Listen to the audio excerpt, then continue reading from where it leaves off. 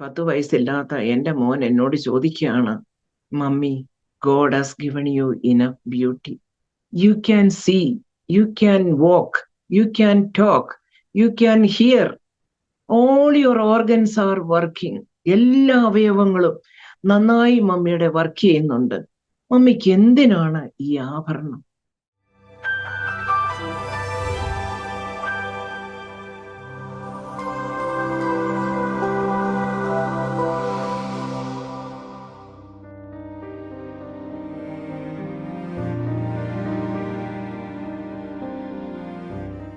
Aroma T വിയുടെ എല്ലാ മാന്യ ശ്രോതാക്കൾക്കും വേഗം വരുന്ന കർത്താവായ യേശുക്രിസ്തുവിന്റെ ധന്യ തിരുനാമത്തിലെ വന്ദനത്തെയും സ്വാഗതത്തെയും അറിയിക്കുന്നു. അനുഗ്രഹീതവും മനോഹരമായ നല്ല നിമിഷങ്ങൾക്കായി, നല്ല ദിവസത്തിനായി ഞാൻ കർത്താവിന് സ്തോത്രം ചെയ്യുന്നു. അരോമ ടി വിയുടെ പ്രേക്ഷകരോടൊപ്പം അനുഗ്രഹിക്കപ്പെട്ട ജീവിതാനുഭവം, ദൈവം നടത്തിയ അത്ഭുതകരമായ വഴികളെയും കുറിച്ച് പങ്കുവയ്ക്കേണ്ടതിന് നമ്മൾ ക്ഷണം സ്വീകരിച്ച് ഇന്ന് നമ്മോടൊപ്പം ജോയിൻ ചെയ്തിരിക്കുന്ന കർത്താവിൻ്റെ വിലപ്പെട്ട ദാസി പ്രിയ ലിസമ്മ വർഗീസ് ആൻറ്റിയാണ്. തൻ്റെ ജീവിതാനുഭവങ്ങൾ നമുക്ക് അവർക്ക് ശ്രദ്ധയോടെ പ്രാർത്ഥനയോടെ സ്കിപ്പ് ചെയ്യാതെ അവസാനം വരെ കാണുകയും കേൾക്കുകയും ചെയ്യാം. തീർച്ചയായിട്ടും അത് പ്രേക്ഷകർക്ക് വലിയ അനുഗ്രഹമായി തീരും. നാം എല്ലാവരും പ്രാർത്ഥനയോടെ ആയിരിക്കുമ്പോൾ കർത്താവിൻ്റെ വിലപ്പെട്ട ദാസി പ്രിയ ലിസമ്മ ആൻറ്റിയെ തികഞ്ഞ സ്നേഹത്തോടും ആദരവോടും കൂടി അരോമ ടി വിയുടെ പ്രേക്ഷകരോടൊപ്പം അനുഗ്രഹിക്കപ്പെട്ട ജീവിതാനുഭവങ്ങൾ പങ്കുവയ്ക്കേണ്ടതിന് ഞങ്ങൾ സ്വാഗതം ചെയ്തു. പ്രൈസ് ദി ലോർഡ് പാസ്റ്ററെ. എൻ്റെ പേര് കർത്താവിൻ്റെ ദാസൻ പറഞ്ഞതുപോലെ ലിസമ്മ വർഗീസ്, ലിസ എന്നാണ് അറിയപ്പെടുന്നത്. ആദ്യമായി എനിക്കിങ്ങനെ ഒരു അവസരം ഒരുക്കി തന്ന സർവ്വദയാലുവായ ദൈവത്തിന് നന്ദി കരയേറ്റുന്നു. അതോടൊപ്പം കർത്താവിൻ്റെ വിലയേറിയ ദാസൻ പാസ്റ്റർ ഡാനിയൽ ജോണിനോടുമുള്ള എൻ്റെ നന്ദിയും ബഹുമാനവും സ്നേഹവും അറിയിക്കുന്നു. കർത്താവിൻ്റെ ദാസന്റെ എല്ലാ പ്രവർത്തനങ്ങളെയും ദൈവം ധാരാളമായി അനുഗ്രഹിക്കട്ടെ.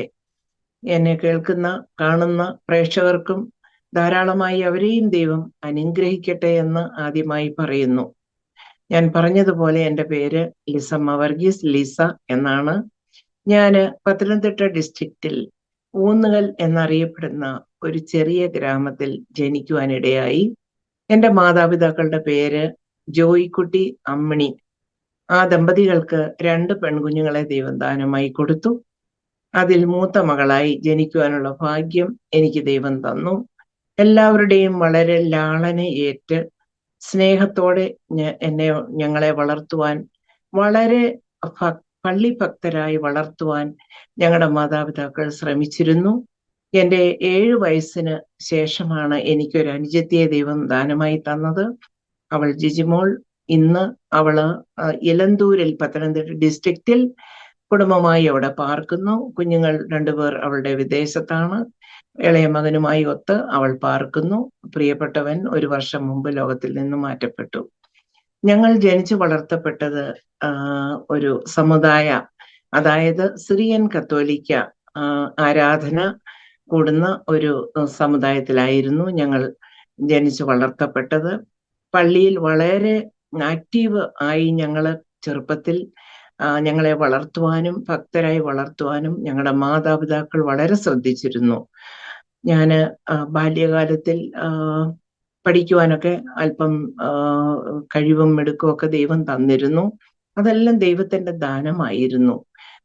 ഞാൻ 1-ാം ക്ലാസ്സിൽ എന്നെ ചേർക്കാതെ സ്ട്രെയിറ്റ് 2-ാം ക്ലാസ്സിലാണ് എന്നെ ചേർത്തത്.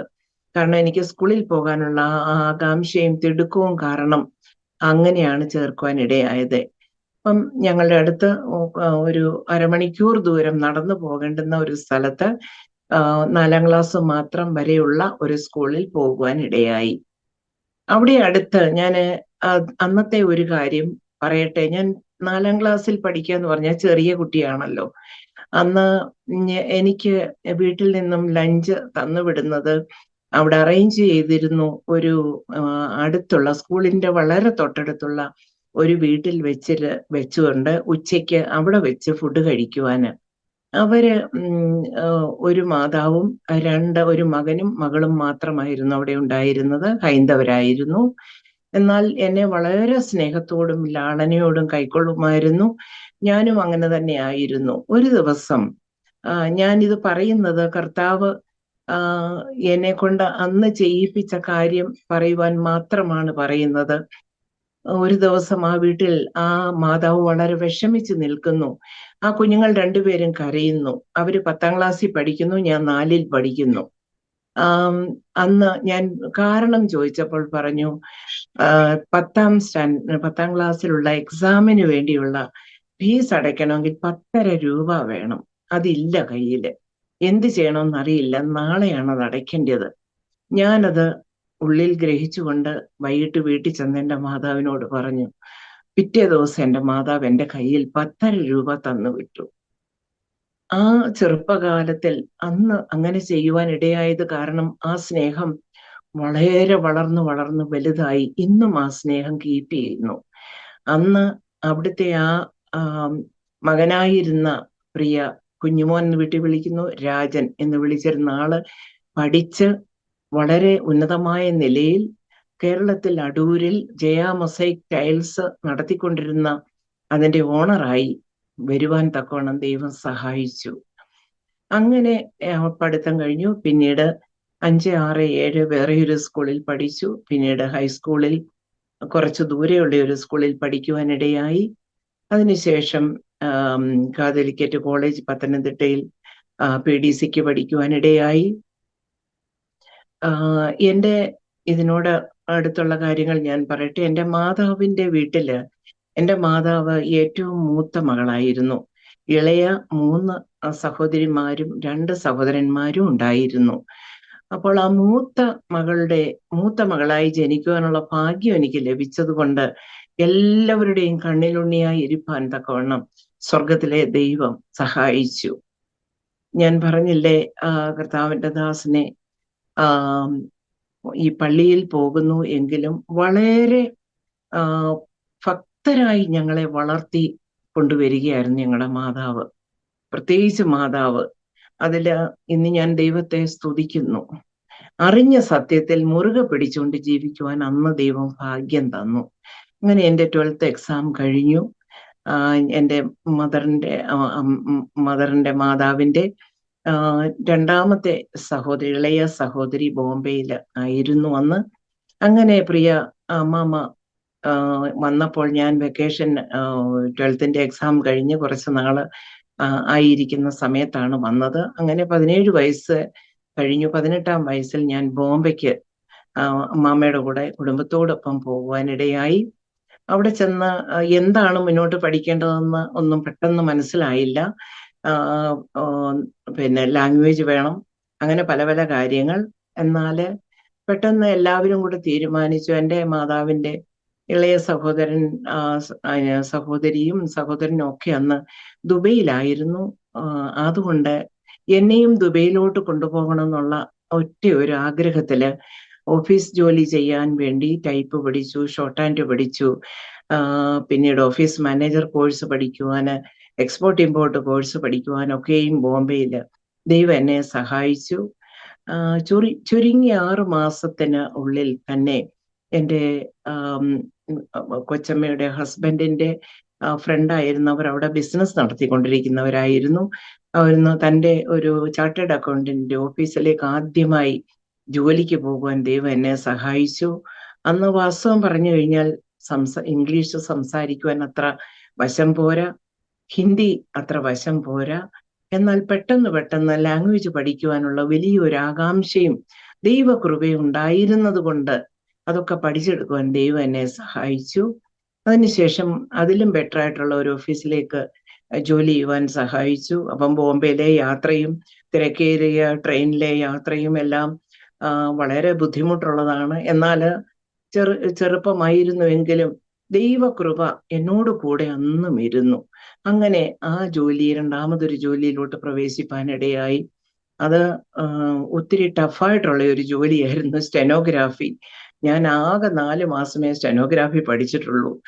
അപ്പോൾ എക്സ്പോർട്ട് ഇമ്പോർട്ട് ഓഫീസാണ്. അന്ന് ബോസായിട്ടിരുന്നത് ഒരു തമിഴിയൻ ബോസായിരുന്നു. താന് 10-20 ലെറ്റർ ഒരുമിച്ച് ഡിക്റ്റേഷൻ തരും.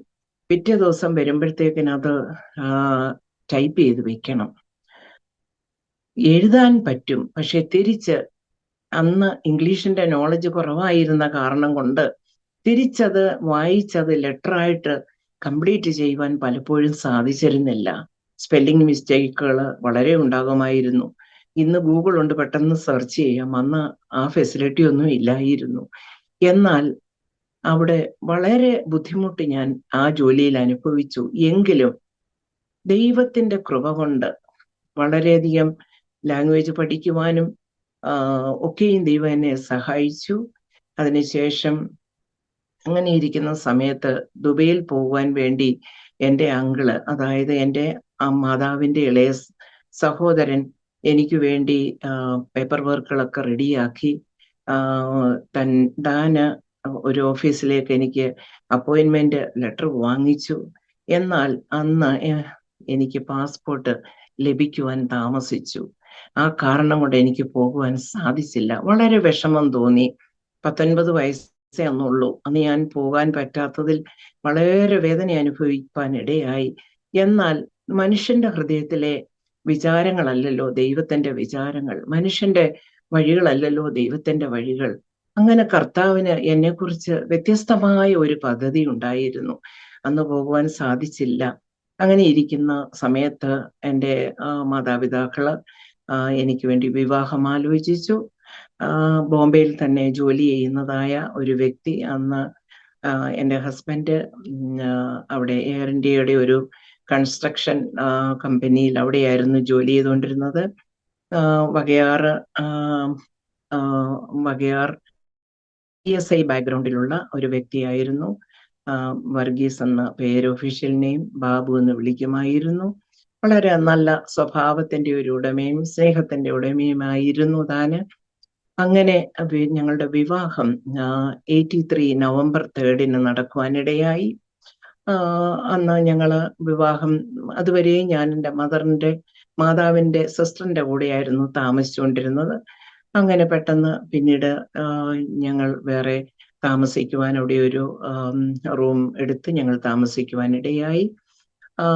ദൈവം അവിടെയെല്ലാം ഞങ്ങളുടെ കൂടെ ഓരോ ദിവസവും കൂടിയിരുന്ന് ഞങ്ങളെ വഴി നടത്തുവാൻ ഇടയായി.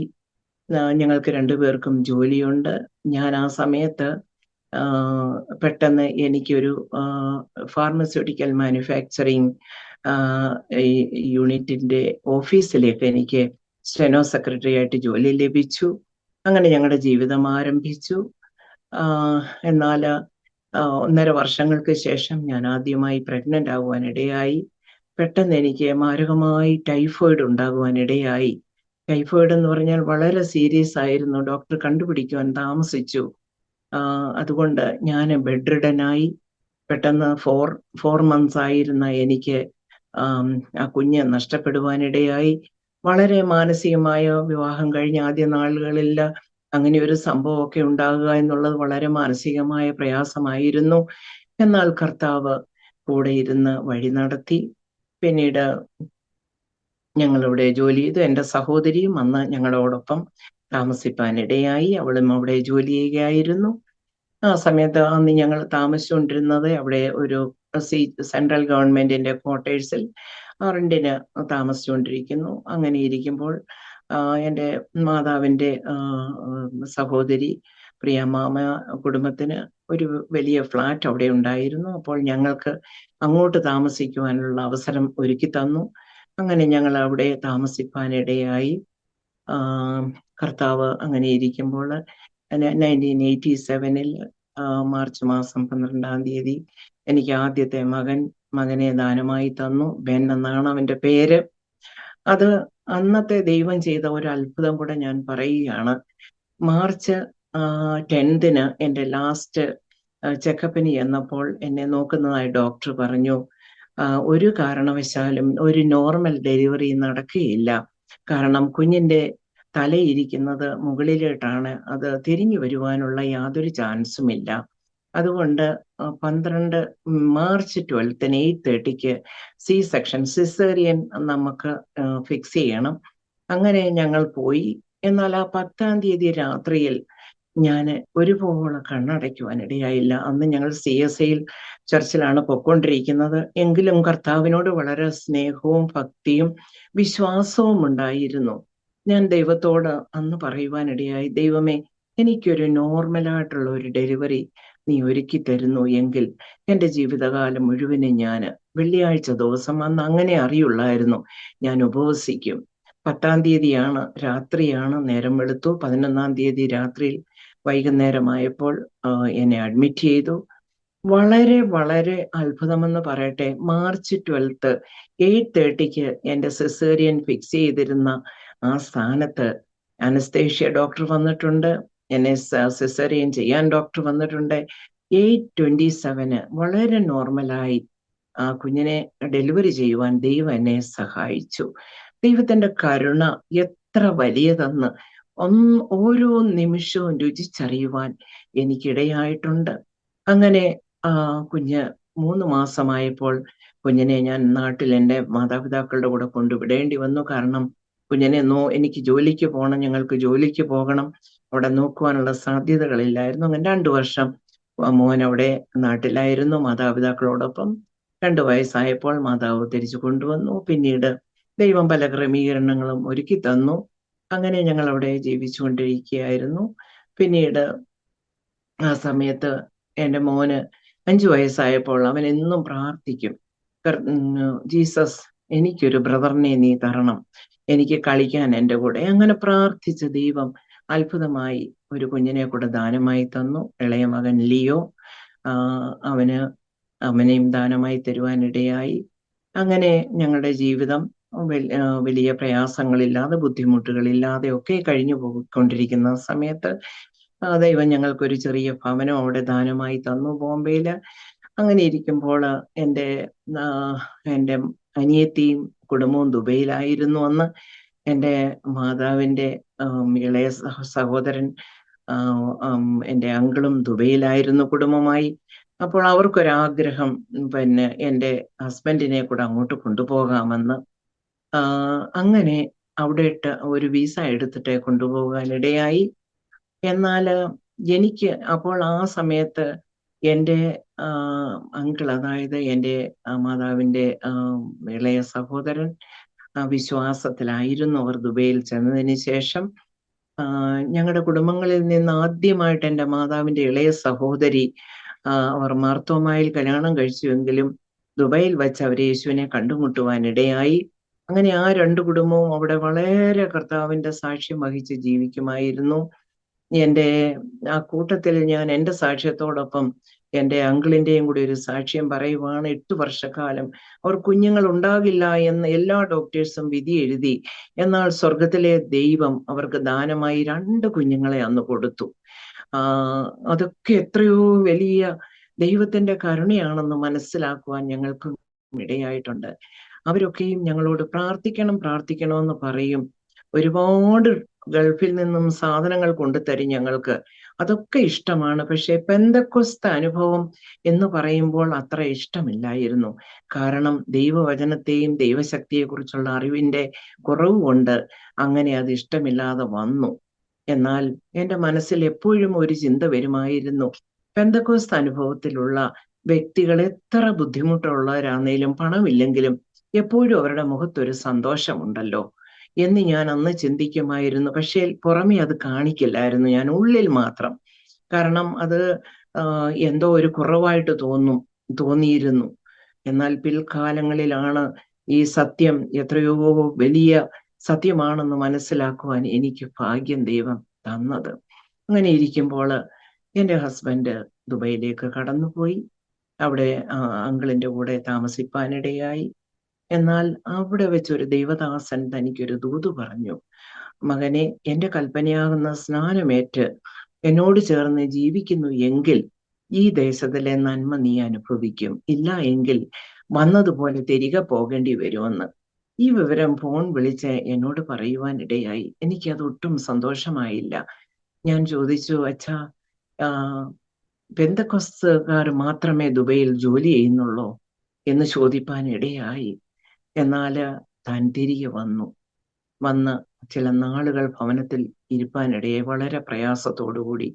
അന്ന് പിന്നീടാണ് ഞാൻ അറിയുന്നത്, എൻ്റെ ഹസ്ബൻഡ് എൻ്റെ ആൻറ്റിക്ക്, അതായത് അങ്കിളിൻ്റെ വൈഫിന് ഒരു കത്തെഴുതി, ആൻറ്റി, ഇനി ഞാൻ തിരികെ ദുബായിൽ വരുന്നുവെങ്കിൽ തീർച്ചയായും ഞാൻ സ്നാനപ്പെട്ടിരിക്കും. ചില നാളുകൾ കഴിഞ്ഞ് താന് ദുബൈക്ക് വീണ്ടും എൻ്റെ അങ്കിൾ കൊണ്ടുപോയി. അവിടെ ചെന്ന് ഒരു പാസ്റ്ററിന്റെ ജ്യേഷ്ഠന്റെ മകന്റെ കൂടെയും ബാച്ചിലേഴ്സിന്റെ കൂടെയുമാണ് താമസിച്ചുകൊണ്ടിരുന്നത്. ചെറിയൊരു ജോലി ഉണ്ടായിരുന്നു. അങ്ങനെ താമസിച്ചുകൊണ്ടിരിക്കുന്ന സമയത്ത് 96 ജാനുവരിയിൽ പെട്ടെന്ന് തനിക്കൊരു ആഗ്രഹം, എന്നെ ഒരു ട്രാൻസിറ്റ് വിസ എടുത്തിട്ട് അങ്ങോട്ട് കൊണ്ടുപോകണമെന്ന്. അപ്പോൾ അച്ഛൻ മെയ് മാസത്തിൽ ലീവിന് വരാനിരിക്കുകയായിരുന്നു. ടിക്കറ്റും ഉണ്ട് കയ്യിൽ. ഇരുന്ന സമയത്ത് പെട്ടെന്ന് എന്നെ കൊണ്ടുപോകണമെന്ന് എൻ്റെ അങ്കിൾ ചോദിച്ചു, ഇപ്പം അങ്ങോട്ട് പോകുമ്പോൾ എന്തിനാണ് ഇങ്ങോട്ട് പിന്നെ പെട്ടെന്ന് മോളെ വരുത്തുന്നതെന്ന്. ഇല്ല, എല്ലാരും കൂടെയൊക്കെ ഉള്ളപ്പോഴല്ലേ വരുത്താൻ പറ്റൂ എന്ന് പറഞ്ഞു. അപ്പോൾ എൻ്റെ അങ്കിള് തെറ്റിദ്ധരിച്ചു, അങ്കിള് നാട്ടിൽ പോകണമെന്നൊക്കെ പറഞ്ഞുകൊണ്ട് ഇങ്ങനെ ഇരിക്കുകയായിരുന്നു, അപ്പൊ അതായിരിക്കും പറഞ്ഞതെന്ന്.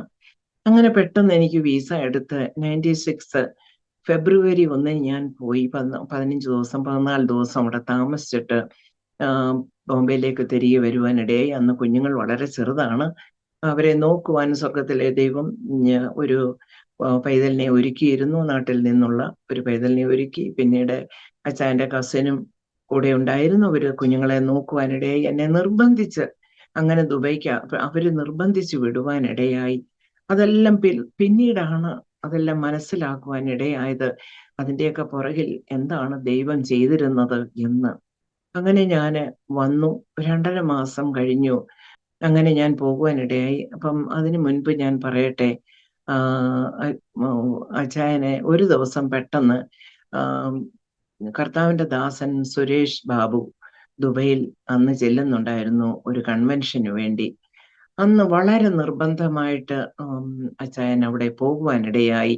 ഇവിടെ താമസിച്ചിരുന്ന വ്യക്തിയോട് പറഞ്ഞു, എന്നെ കൊണ്ടുപോകണം, അത്യാവശ്യം എനിക്ക് പോകണം, കൺവെൻഷൻ അറ്റൻഡ് ചെയ്യണം. അങ്ങനെ അവിടെ ചെന്ന് അന്നത്തെ പ്രസംഗ വിഷയം കർത്താവിന്റെ 2ാമത്തെ വരവിനെ കുറിച്ചായിരുന്നു. ആ പ്രസംഗം കഴിഞ്ഞപ്പോൾ തന്നെ സ്റ്റേജിലേക്ക് കടന്നു എന്ന് അച്ചായൻ പറയുവാനിടയായി, എനിക്ക് സ്നാനപ്പെടണം, ക്രിസ്തുവിനോട് ചേർന്ന് ജീവിക്കണം. അങ്ങനെ വളരെ നിർബന്ധിച്ച് അവിടുത്തെ ദേവദാസനോടും അങ്കിളിനോടും ഒക്കെ പറഞ്ഞ് അധികം താമസിക്കാതെ താന് സ്നാനപ്പെടുവാനിടയായി. ഈ വിവരം എന്നെ അറിയിച്ചതേ ഇല്ല, കാരണം എനിക്കിഷ്ടമില്ലായിരുന്നു. ഞാൻ ചിന്തിച്ചിരുന്നത് പണമില്ലാത്തവരും പാവപ്പെട്ടവർക്കും ബുദ്ധിമുട്ടുള്ളവർക്കും മാത്രമേ ഈ ഒരു പെന്തക്കോസ്ത് അനുഭവം മതി എന്നുള്ളതായിരുന്നു എൻ്റെ തെറ്റിദ്ധാരണ. കാരണം വലിയ വലിയ ബുദ്ധിമുട്ടുകളൊന്നും ഇല്ലാതെ ഒരുവിധം സാമാന്യമായ രീതിയിൽ ഉള്ള ഭവനത്തിൽ ജനിക്കുവാനും വളരുവാനും പിന്നെ ഒക്കെ ഇടയായി. അങ്ങനെ സ്വർഗത്തിലെ ദൈവം അച്ചായൻ അങ്ങനെ ഒരു അവസരം ഒരുക്കി കൊടുത്തു.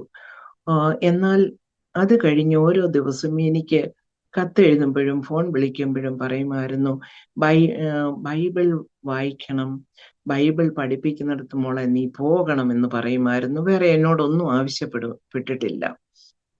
ഞങ്ങളുടെ ജീവിതം വളരെ സന്തോഷകരമായ ജീവിതമായിരുന്നു. യാതൊരു വിധത്തിലും ഒരു പ്രയാസമോ ദുരിതമോ ഒന്നുമില്ലാത്ത സമാധാനമായ ഒരു ജീവിതമായിരുന്നു. നല്ല സ്വഭാവത്തിന്റെ ഒരു ഉടമയായിരുന്നു അദ്ദേഹം. അങ്ങനെ ഞങ്ങള് ജീവിച്ചുകൊണ്ടിരുന്ന സമയമാണ്. അപ്പോൾ ഞാൻ ദുബൈയിൽ പോയി വന്നു എന്ന് പറഞ്ഞല്ലോ. അവിടെ ചെന്നപ്പോഴും എന്നോട് പലരും സുവിശേഷം പറയുവാനിടയായി. എനിക്ക് ഉള്ളിന്റെ ഉള്ളിൽ ഇത് സത്യമാണെന്നൊക്കെ ഏകദേശം അറിയാമായിരുന്നു. അങ്ങനെ ഇരിക്കുന്ന സമയത്ത് ഞങ്ങൾ ട്രെയിനിൽ ജോലിക്ക് പോകുന്ന സമയത്ത് ഞാന് അന്ന് ഞാനൊക്കെ CSI ബാക്ക്ഗ്രൗണ്ടിൽ ചർച്ചിൽ പോകുമായിരുന്നു എങ്കിലും എൻ്റെ ഹൃദയത്തിലെല്ലാം കത്തോലിക്ക സഭയാണ് ദൈവത്തിന്റെ സഭയെന്ന് മാത്രമാണ് ഞാൻ ചിന്തിച്ചുകൊണ്ടിരുന്നത്. കാരണം ഞാൻ അങ്ങനൊരു ജനിച്ചു വളർന്ന അങ്ങനെ ആയിരുന്നത് കൊണ്ട് അത് ഞാൻ ചിന്തിച്ചിരുന്നു. അപ്പോഴും ഞാൻ പോട്ട ടീമിന്റെ ഒരു ബ്രാഞ്ച്, അതായത് കേരളത്തിലെ പോട്ട ടീമിന്റെ ഒരു ബ്രാഞ്ച് ബോംബെയിൽ കല്യാണം എന്ന് പറഞ്ഞ സ്ഥലത്ത് ഉണ്ടായിരുന്നു, ഒന്ന് തുടങ്ങുവാനിടയായി. അവിടെ ഞങ്ങള് വെളുപ്പിനെ ഞാൻ എല്ലാ സൺഡേയിലും 5-5:30 മണിയാകുമ്പോൾ ഈ വലിയ മോനെ, അവനൊന്ന് ചെറുതാണ്, അവനെയും കൂട്ടി ഞാന് 1 മണിക്കൂർ ട്രെയിൻ യാത്ര ചെയ്ത് പിന്നെ ബസ് പിടിച്ച് അങ്ങനെ പോകുമായിരുന്നു. യേശുവിനെ അറിയുവാനും യേശു സൗഖ്യദായകനാണെന്നും ഒക്കെയുള്ള വലിയ ആഴമേറിയ ഒരു വിശ്വാസം എൻ്റെ ഉള്ളിൽ അന്നും ഉണ്ടായിരുന്നു. അങ്ങനെ അവിടെ നിന്ന് കിട്ടുന്ന വചനോത്സവം എന്ന് പറഞ്ഞ മാഗസിന്, മലയാളം, ഹിന്ദി, ഇംഗ്ലീഷിലുള്ള മാഗസിൻ ഞാൻ വാങ്ങിച്ചുകൊണ്ട് വന്ന് ട്രെയിനിൽ എല്ലാവർക്കും കൊടുക്കുമായിരുന്നു. അപ്പം യേശു എന്നെ സൗഖ്യമാക്കി എന്നുള്ള സാക്ഷ്യം അതിനകത്ത് പലരും എഴുതും. അത് ഞാൻ മറ്റുള്ളവര് എൻ്റെ ഓപ്പോസിറ്റിൽ ട്രെയിനിൽ ഇരിക്കുമ്പോൾ അവർ കാണണം, മലയാളികൾ. അപ്പൊ ഞാൻ അങ്ങനെ ഉയർത്തിപ്പിടിച്ചിട്ട് അവരെ കാണിക്കുമായിരുന്നു. ഇൻഡയറക്ട്ലി ഞാനത് വായിക്കുവാണെന്ന് തെറ്റിദ്ധരിപ്പിച്ചുകൊണ്ട്. അപ്പൊ അവര് പെട്ടെന്ന് ചോദിക്കും, അയ്യോ എനിക്കിതൊന്ന് തന്നേ, എനിക്കും സുഖമില്ലാത്ത ആളാണ്. അങ്ങനെ അവരത് വാങ്ങിക്കും, വായിക്കും. പിന്നെ അടുത്ത ആഴ്ച ഞാൻ ഇവരെ എല്ലാം കൂട്ടിക്കൊണ്ട് ഈ കല്യാണം എന്ന് പറഞ്ഞ സ്ഥലത്ത് പോകുമായിരുന്നു. അങ്ങനെ ട്രെയിനിൽ യാത്ര ചെയ്യുമ്പോൾ 2-3 പെന്തക്കോസ്ത് അനുഭവത്തിലായിരിക്കുന്ന ചെറുപ്പക്കാര്, അവിവാഹിതരായ കുട്ടികള് ട്രെയിനിൽ എൻ്റെ ഒപ്പം യാത്ര ചെയ്യുമായിരുന്നു. അതിലൊരാൾ മാത്രം വിവാഹിതയായിരുന്നു. അങ്ങനെ ഞങ്ങൾ കുറച്ച് കഴിഞ്ഞപ്പോൾ കൂട്ടായി. എന്നോട് അവർക്ക് പ്രത്യേകമായി ഒരു താല്പര്യം തോന്നി. അങ്ങനെ എന്നെ വളരെ സ്നേഹത്തോടെ എന്നോട് ഇടപെടുവാനും സംസാരിപ്പാനും, ഞാൻ ഈ ട്രെയിനിൽ ഈ മാഗസിൻ കൊടുക്കുന്നത് കണ്ടപ്പോൾ അവര് പെട്ടെന്ന് അട്രാക്റ്റ് ആയി എന്നോടങ്ങ്. കാരണം ഞങ്ങള് പെന്തക്കോസ്ത് അനുഭവസ്ഥരായിട്ട് ഒരു ട്രാക്റ്റ് പോലും ആർക്കും കൊടുക്കാതിരിക്കുമ്പോൾ സമുദായത്തിൽ ഇരിക്കുന്നതായ ഒരു വ്യക്തി, ഒരു സഹോദരി അല്ലെ ഒരു ലേഡി ഇതൊക്കെ ചെയ്യുമ്പോൾ അങ്ങനെ എന്നെ അവര് കൂട്ടുപിടിച്ചു. അങ്ങനെ ഒരു ദിവസം അതിലൊരു മോൾ എന്നോട് പറഞ്ഞു, മാമേ, പിന്നെ ഇവിടെ അടുത്ത് ഞങ്ങള് പിന്നെ ബൈബിൾ സ്റ്റഡി ഉണ്ട്, അവിടെ വരുന്നോന്ന് ചോദിച്ചു. അപ്പോൾ എൻ്റെ ഉള്ളിൽ പോണമെന്നുണ്ട്, പക്ഷെ എങ്ങനെ പോകും, നാണക്കേടല്ലേ എന്നൊരു മനസ്സിലൊരു ചിന്ത. എന്തുവായാലും ദൈവം എനിക്ക് ഒരവസരം ഒരുക്കി തന്ന് ഞാൻ അങ്ങനെ എല്ലാ ചൊവ്വാഴ്ചയും 2 ബ്രദേഴ്സിന്റെ വീട്ടിൽ മാറി മാറി ബൈബിൾ സ്റ്റഡി ഉണ്ടായിരുന്നു. അത് ഞാൻ അറ്റൻഡ് ചെയ്യാൻ പോകുമായിരുന്നു. അങ്ങനെ പോയി. അപ്പോൾ എനിക്ക് പ്രാർത്ഥിക്കും. കേൾക്കുന്ന ദൈവവചനം വീട്ടിൽ വന്നിട്ട് രാത്രി ഇരുന്നിട്ട് ജോലിയെല്ലാം കഴിഞ്ഞതിന് ശേഷം അതെല്ലാം കറക്റ്റ് ആണോ ഈ പറയുന്നതെന്ന് അന്ന് ചെക്ക് ചെയ്യുമായിരുന്നു.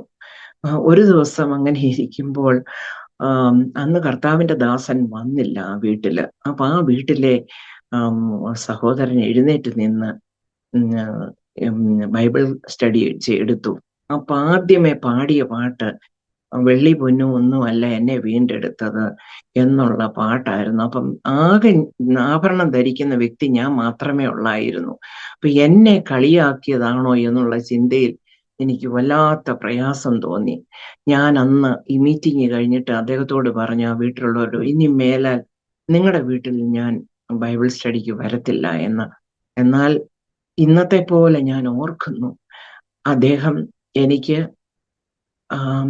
എല്ലാ വചനങ്ങളും അന്ന് ആഭരണത്തെക്കുറിച്ചുള്ളതായ വചനങ്ങൾ എനിക്ക് ഓരോ റെഫറൻസും തന്ന്, സിസ്റ്റർ ഇത് എഴുതിക്കൊണ്ട് പോകണം, വീട്ടിൽ ചെന്ന് ഇതെല്ലാം ഞാൻ പറയുന്നത് കറക്റ്റാണോ എന്ന് നോക്കണം എന്ന് പറയുവാനിടയായി. ഇപ്പൊ ഞാൻ വീട്ടിൽ ചെന്നത് വായിച്ചു.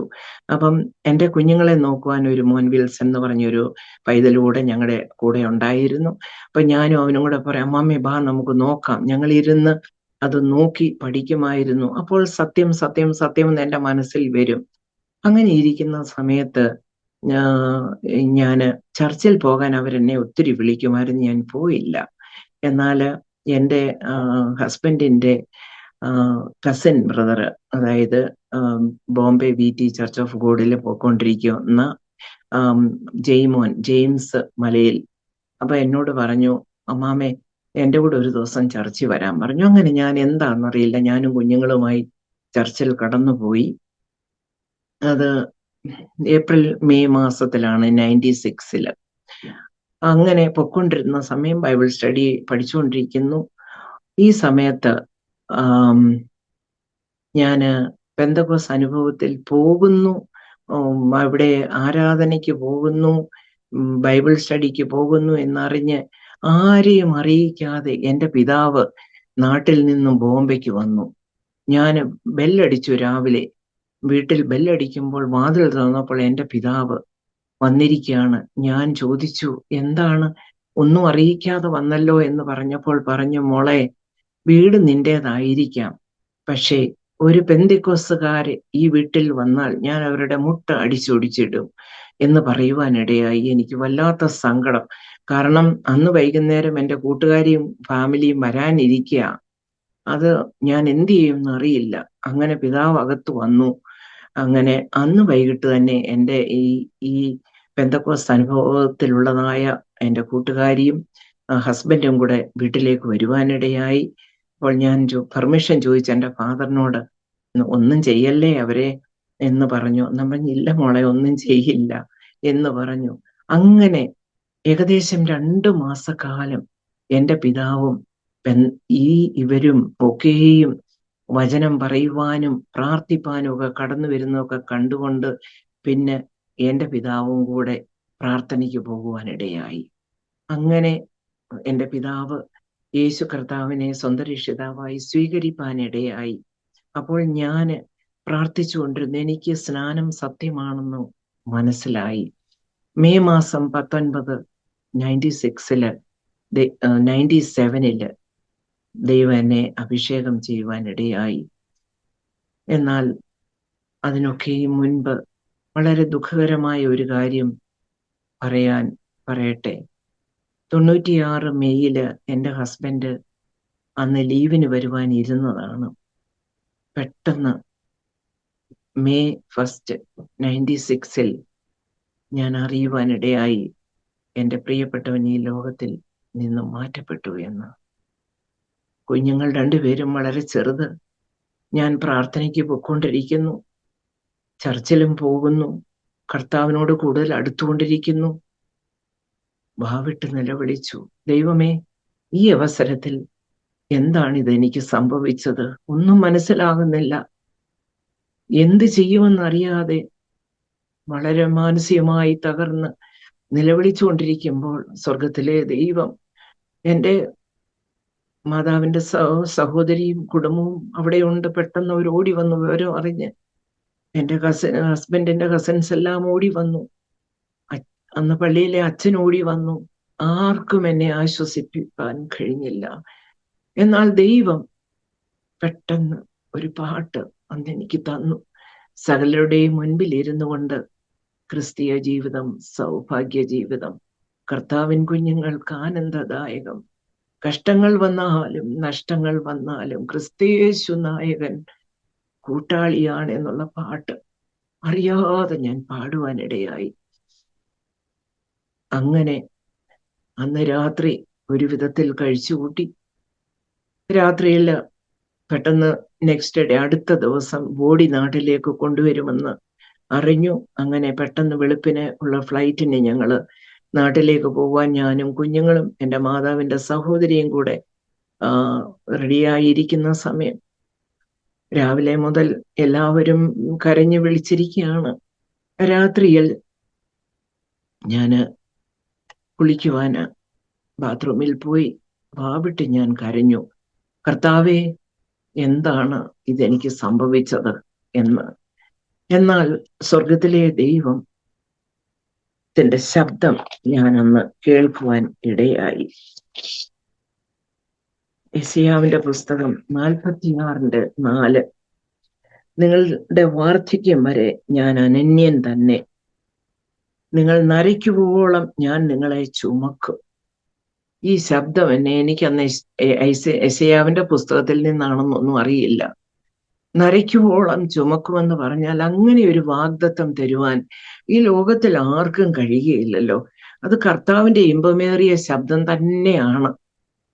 പെട്ടെന്ന് എൻ്റെ ശരീരത്തിൽ ഒരു കുളിർമ അനുഭവിപ്പാനിടയായി.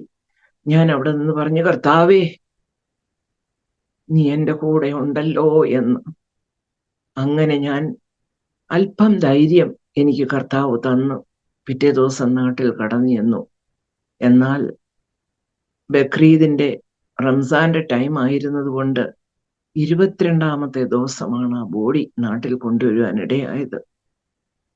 ആ 21 ദിവസങ്ങളും അനേക സമുദായസ്ഥര്, പെന്തക്കോസ്ത് അനുഭവസ്ഥര്, അനേക ദൈവമക്കള് ആ ഭവനത്തിൽ കടന്നു വന്ന് പ്രാർത്ഥിപ്പാനിടയായി. അതൊക്കെ ദൈവം എന്നെ ആശ്വസിപ്പിക്കുകയായിരുന്നു. അനേകരിൽ കൂടെ ദൈവം എന്നെ ആശ്വസിപ്പിക്കുവാനിടയായി. വളരെ നല്ല നിറമുള്ള ശരീരത്തോടു കൂടിയുള്ള ഒരു വ്യക്തിയുടെ ബോഡി ഞങ്ങൾ കണ്ടപ്പോൾ കറുത്തിരുന്നു. അതുവരെയും ഞാൻ സൗന്ദര്യത്തിന് വളരെ വില കൽപ്പിച്ചുകൊണ്ടിരുന്ന ഒരാളായിരുന്നു. അന്ന് ഞാൻ തീരുമാനിച്ചു, എൻ്റെ മനസ്സിൽ ഞാൻ പറഞ്ഞു, ഒരു മനുഷ്യന്റെ കഴിവിന് ഒരു വിലയുമില്ല, ഒരു മനുഷ്യന്റെ സൗന്ദര്യത്തിനും യാതൊരു വിലയുമില്ല. കർത്താവിന്റെ ഇഷ്ടം ചെയ്ത് ജീവിക്കുന്ന മനുഷ്യരാണ് ഭാഗ്യവാന്മാർ. അന്ന് ഞാൻ അവിടെ നിന്ന് തീരുമാനിച്ചു, കർത്താവെ, എനിക്ക് നീ ആയുസ് നീട്ടിത്തരുന്നു എങ്കിൽ, എൻ്റെ ആയുസ് മുന്നോട്ട് ഞാൻ ജീവിക്കുന്നു എങ്കിൽ, ഞാൻ ബോംബെയിൽ മടങ്ങി ചെന്ന് എൻ്റെ ദൈവത്തിന്റെ വചനം വീണ്ടും പഠിക്കും. ഞാൻ നിരാശപ്പെടുവാൻ ദൈവം എന്നെ അനുവദിച്ചില്ല. പഠിക്കും ഞാൻ. പഠിച്ച് ദൈവം എന്നോട് എന്താവശ്യപ്പെടുന്നു ഞാൻ അതുപോലെ ചെയ്യും. ദൈവകൽപ്പനയാണ് സ്നാനമെങ്കിൽ എനിക്ക് വെളിപ്പെട്ടാൽ ഞാൻ അത് ചെയ്യും. അങ്ങനെയുള്ള തീരുമാനത്തോടെ 1 മാസത്തിന് ശേഷം ഞാൻ ബോംബെയിലെ കുഞ്ഞുങ്ങളുമായി കടന്നു ചെന്നു. നമുക്ക് ചിന്തിക്കാവുന്നതേ ഉള്ളൂ, വളരെ ചെറുപ്പം. കുഞ്ഞുങ്ങൾ 2 പേരും 9.5 വയസ്സ്, 4 വയസ്സില്ല ഇളയ മോന്. വളരെ എന്ത് ചെയ്യുമെന്ന് അറിയില്ല. ഞാന് വളരെയധികം വേദനയോടുകൂടി കഴിഞ്ഞ അവസരങ്ങളില് കർത്താവ് എന്നോട് സംസാരിച്ചുകൊണ്ടേയിരിക്കുമായിരുന്നു. അവന്റെ ശബ്ദം എന്നെ ആശ്വസിപ്പിക്കുമായിരുന്നു. ഞാൻ ജോലി ചെയ്തുകൊണ്ടിരുന്ന ഓഫീസിൽ വളരെ നല്ല ഗുജറാത്തി ഒരു ഫേമായിരുന്നു അത്. 5 പാർട്ട്നേഴ്സ് ഉണ്ടായിരുന്നു. നല്ല മനുഷ്യർ, നല്ല ഹൃദയമുള്ള, വളരെ സ്നേഹിക്കുന്ന ഒരു ബോസന്മാരുടെ കൈക്കീഴിൽ ജോലി ചെയ്യുവാന് എനിക്ക് ഭാഗ്യം ദൈവം തന്നു. ഞാൻ ആ ഓഫീസിൽ വളരെയധികം ശ്രേഷ്ഠമായ രീതിയിലോട്ട് ദൈവം എന്നെ അവിടെ ഉയർത്തിക്കൊണ്ടിരുന്നു. ഞാൻ ഒരു സ്റ്റെനോഗ്രാഫറായിട്ട് ജോലിക്ക് കയറി. ഓഫീസ് മാനേജറായിട്ട് ദൈവം എന്നെ ഉയർത്തി. പിന്നീട് ഇമ്പോർട്ട് ഹാൻഡിൽ ചെയ്യുവാൻ ദൈവം സഹായിച്ചു. എക്സ്പോർട്ട് ഹാൻഡിൽ ചെയ്യുവാൻ ദൈവം സഹായിച്ചു. സീനിയർ എക്സ്പോർട്ട് എക്സിക്യൂട്ടീവായി ജോലി ചെയ്യുവാൻ ദൈവം എന്നെ സഹായിച്ചു. ആ അവസരങ്ങളിലൊക്കെ ഞാൻ, എൻ്റെ പ്രിയപ്പെട്ടവൻ ലോകത്തിൽ നിന്നും മാറ്റപ്പെട്ടു എങ്കിലും എനിക്ക് എൻ്റെ ഓഫീസ് വളരെ സപ്പോർട്ടീവായിരുന്നു. വളരെ എന്തിനും സപ്പോർട്ടായിരുന്നു. എൻ്റെ പ്രിയപ്പെട്ടവരെല്ലാം, എൻ്റെ ഫാമിലിയിലുള്ളവര്, എൻ്റെ മാതാവിൻ്റെ സഹോദരങ്ങള് എല്ലാവരും വളരെ വളരെ സപ്പോർട്ടീവായിരുന്നു. എൻ്റെ ഹസ്ബൻഡിന്റെ സൈഡിൽ നിന്നും എല്ലാവരും എന്നോട് വളരെ സ്നേഹവും സന്തോഷവും കരുണയും, എനിക്ക് എന്താവശ്യങ്ങൾ ഉണ്ടെങ്കിലും ആരും മാറി നിൽക്കത്തില്ലായിരുന്നു. അങ്ങനെ അത് ദൈവം ഒരുക്കിയ വഴിയാണെന്ന് ഞാൻ പിന്നീട് മനസ്സിലാക്കുവാൻ ഇടയായി. അങ്ങനെയാണ് ഞാൻ ജീവിച്ചുകൊണ്ടിരുന്നത്. എൻ്റെ ഓഫീസിൽ പോവുകയും പിന്നീട് വീട്ടിൽ വരികയും കുഞ്ഞുങ്ങളുടെ കാര്യങ്ങൾ നോക്കുകയും, അങ്ങനെ ബുദ്ധിമുട്ടായിരുന്നു എങ്കിലും അവിടെയെല്ലാം ദൈവം എന്നെ സഹായിച്ചു എന്ന് മാത്രം പറയുവാനുണ്ട്. അങ്ങനെ ഇരിക്കുന്ന സമയത്ത് ഞാൻ 96 മെയ് 1 എൻ്റെ ഹസ്ബൻഡ് മരിക്കുന്നത്. അത് കഴിഞ്ഞ് ഓരോ ദിവസവും ദൈവവചനം പഠിക്കുവാൻ, വളരെ ആകാംക്ഷയോടെ പഠിക്കുവാൻ ദൈവം എന്നെ സഹായിച്ചു. അങ്ങനെ 97 ജൂൺ മാസത്തില്, അപ്പോഴും മെയ് മാസം 19-ാം തീയതി ദൈവം എന്നെ പരിശുദ്ധാത്മാവിനാൽ അഭിഷേകം ചെയ്തു. അപ്പം ദൈവത്തിന്റെ ആത്മാവ് സകല സത്യത്തിലും വഴി നടത്തുന്ന ആത്മാവാണല്ലോ. സ്നാനം സത്യമാണ്, സത്യമാണ്, സത്യമാണെന്ന് എപ്പോഴും എൻ്റെ ഹൃദയത്തില് എനിക്ക് തോന്നുമായിരുന്നു, സംസാരിക്കുമായിരുന്നു ദൈവം. അങ്ങനെ ഞാൻ പ്രാർത്ഥിച്ചുകൊണ്ടിരിക്കുമായിരുന്നു, കർത്താവെ, നീ എന്നോട് സംസാരിക്കണം, ഒരു വ്യക്തിയല്ല, വചനത്തിൽ കൂടെ നീ എന്നോട് സംസാരിക്കണം. അങ്ങനെ ജൂൺ മാസം 6-ാം തീയതി വ്യക്തമായി, ഞാൻ വെള്ളിയാഴ്ച ദിവസം ഉപവസിക്കുമെന്ന് പറഞ്ഞല്ലോ, അങ്ങനെ ഉപവസിച്ചുകൊണ്ടിരുന്ന ആ ദിവസം കർത്താവിന്റെ വചനത്തിൽ നിന്നും എന്നോട് ദൈവം സംസാരിച്ചു. ഞാൻ അന്ന് തീരുമാനിച്ചു സ്നാനപ്പെടണമെന്നുള്ളത്. അങ്ങനെ പെട്ടെന്ന് തന്നെ 97 ജൂൺ മാസം 8-ാം തീയതി ഞാൻ, എന്നെ അന്ന് വളരെ സ്നേഹിക്കുകയും ആത്മീയമായി കൈത്താമൊക്കെ സപ്പോർട്ട് തന്നുകൊണ്ടിരുന്ന ഒരു സിസ്റ്റർ ഉണ്ടായിരുന്നു, മോളമ്മ എന്ന്. ആ സഹോദരിയോട് ഞാൻ വിളിച്ചു പറഞ്ഞു, സിസ്റ്റർ, എനിക്ക് സ്നാനപ്പെടണമെന്ന്. അങ്ങനെ പെട്ടെന്ന് കർത്താവിന്റെ ദാസൻ, അന്ന് ഓവർസിയറായി, ചർച്ച് ഓഫ് ഗോഡിന്റെ ഓവർസിയറായിരുന്ന മത്തായി പാസ്റ്ററിന്റെ കൈക്കീഴിൽ ഞാൻ സ്നാനപ്പെടുവാൻ ഇടയായി. സ്നാനപ്പെട്ടപ്പോൾ ഞാൻ കർത്താവിനോട് ഒന്ന് മാത്രമേ പറഞ്ഞുള്ളൂ, എനിക്ക് യേശുവിനെ അറിയാത്തവരെ അറിയിക്കുവാനുള്ളതായ കൃപ തരണം. എൻ്റെ കുഞ്ഞുങ്ങളും എൻ്റെ കർത്താവിന് വേണ്ടി നിൽക്കണം. ഒരു പണമോ പ്രതാപമോ ഒന്നും ഞാൻ ദൈവത്തോട് ചോദിച്ചില്ല. ഇത് മാത്രമാണ് ഞാൻ ചോദിച്ചത്. കാരണം കർത്താവിൽ എനിക്ക് വളരെ വിശ്വാസമുണ്ടായിരുന്നു. എൻ്റെ വിശ്വാസം എന്ന് പറഞ്ഞാൽ വളരെ ഡീപ്പായിട്ടുള്ള വിശ്വാസം എന്നിൽ ഉണ്ടായിരുന്നു. എൻ്റെ കർത്താവ് എന്നെ വഴി നടത്തുമെന്നുള്ള ഒരു വലിയ വിശ്വാസം എന്നിൽ ഉണ്ടായിരുന്നു. ഒന്നിനും ബുദ്ധിമുട്ടില്ലാതെ എൻ്റെ കർത്താവ് ഓരോ നിമിഷവും എന്നെ നടത്തി. അതിനായി ഞാൻ ദൈവത്തിന് നന്ദി പറയുന്നു. സ്തോത്രം. ഹല്ലേലൂയ. അങ്ങനെ ഞാന് ഇരിക്കുന്ന സമയത്ത് സ്നാനപ്പെടുവാൻ ഇടയായല്ലോ. സ്നാനപ്പെട്ട് കഴിഞ്ഞ് പിന്നീട് എനിക്ക് മറ്റൊന്നും ചിന്തയില്ല. ആരോട് സുവിശേഷം പറയണം, എവിടെ സുവിശേഷം പറയണം, ഏത് വലിയ ആൾക്കാരുടെ അടുത്ത് ഞാൻ പോയി സുവിശേഷം പറയും. എനിക്കൊരു ഭയമില്ല. ബോംബെയിൽ ഞാൻ ആ തിരക്കേറിയ ട്രെയിനിൽ യാത്ര ചെയ്യുമ്പോൾ എനിക്കെന്ന് എൻ്റെ ഓഫീസിൽ നിന്നും ഫസ്റ്റ് ക്ലാസ്സിന്റെ പാസ് തരുമായിരുന്നു. പക്ഷെ ഞാൻ അതിൽ കയറുകയില്ല. കാരണം ഫസ്റ്റ് ക്ലാസ്സിൽ അധികം ആൾക്കാർ യാത്ര ചെയ്യില്ല. സെക്കൻഡ് ക്ലാസ്സിലാവുമ്പം അനേകം ആൾക്കാർ തിങ്ങിക്കൂടി.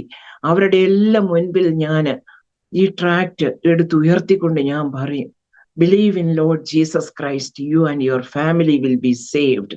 എൻ്റെ ഒറ്റ ഇത് എല്ലാം ആ സമയം കൊണ്ട് ദൈവം എനിക്ക് മറാഠി സംസാരിക്കാൻ ഭാഗ്യം തന്നു.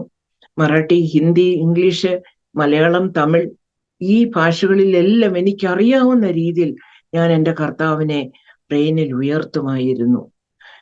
അങ്ങനെ പലരും എനിക്ക് താക്കീത് തന്നിട്ടുണ്ട്. ഇങ്ങനെ പറഞ്ഞു കഴിഞ്ഞാൽ അടി കിട്ടുമെന്നുള്ളത്.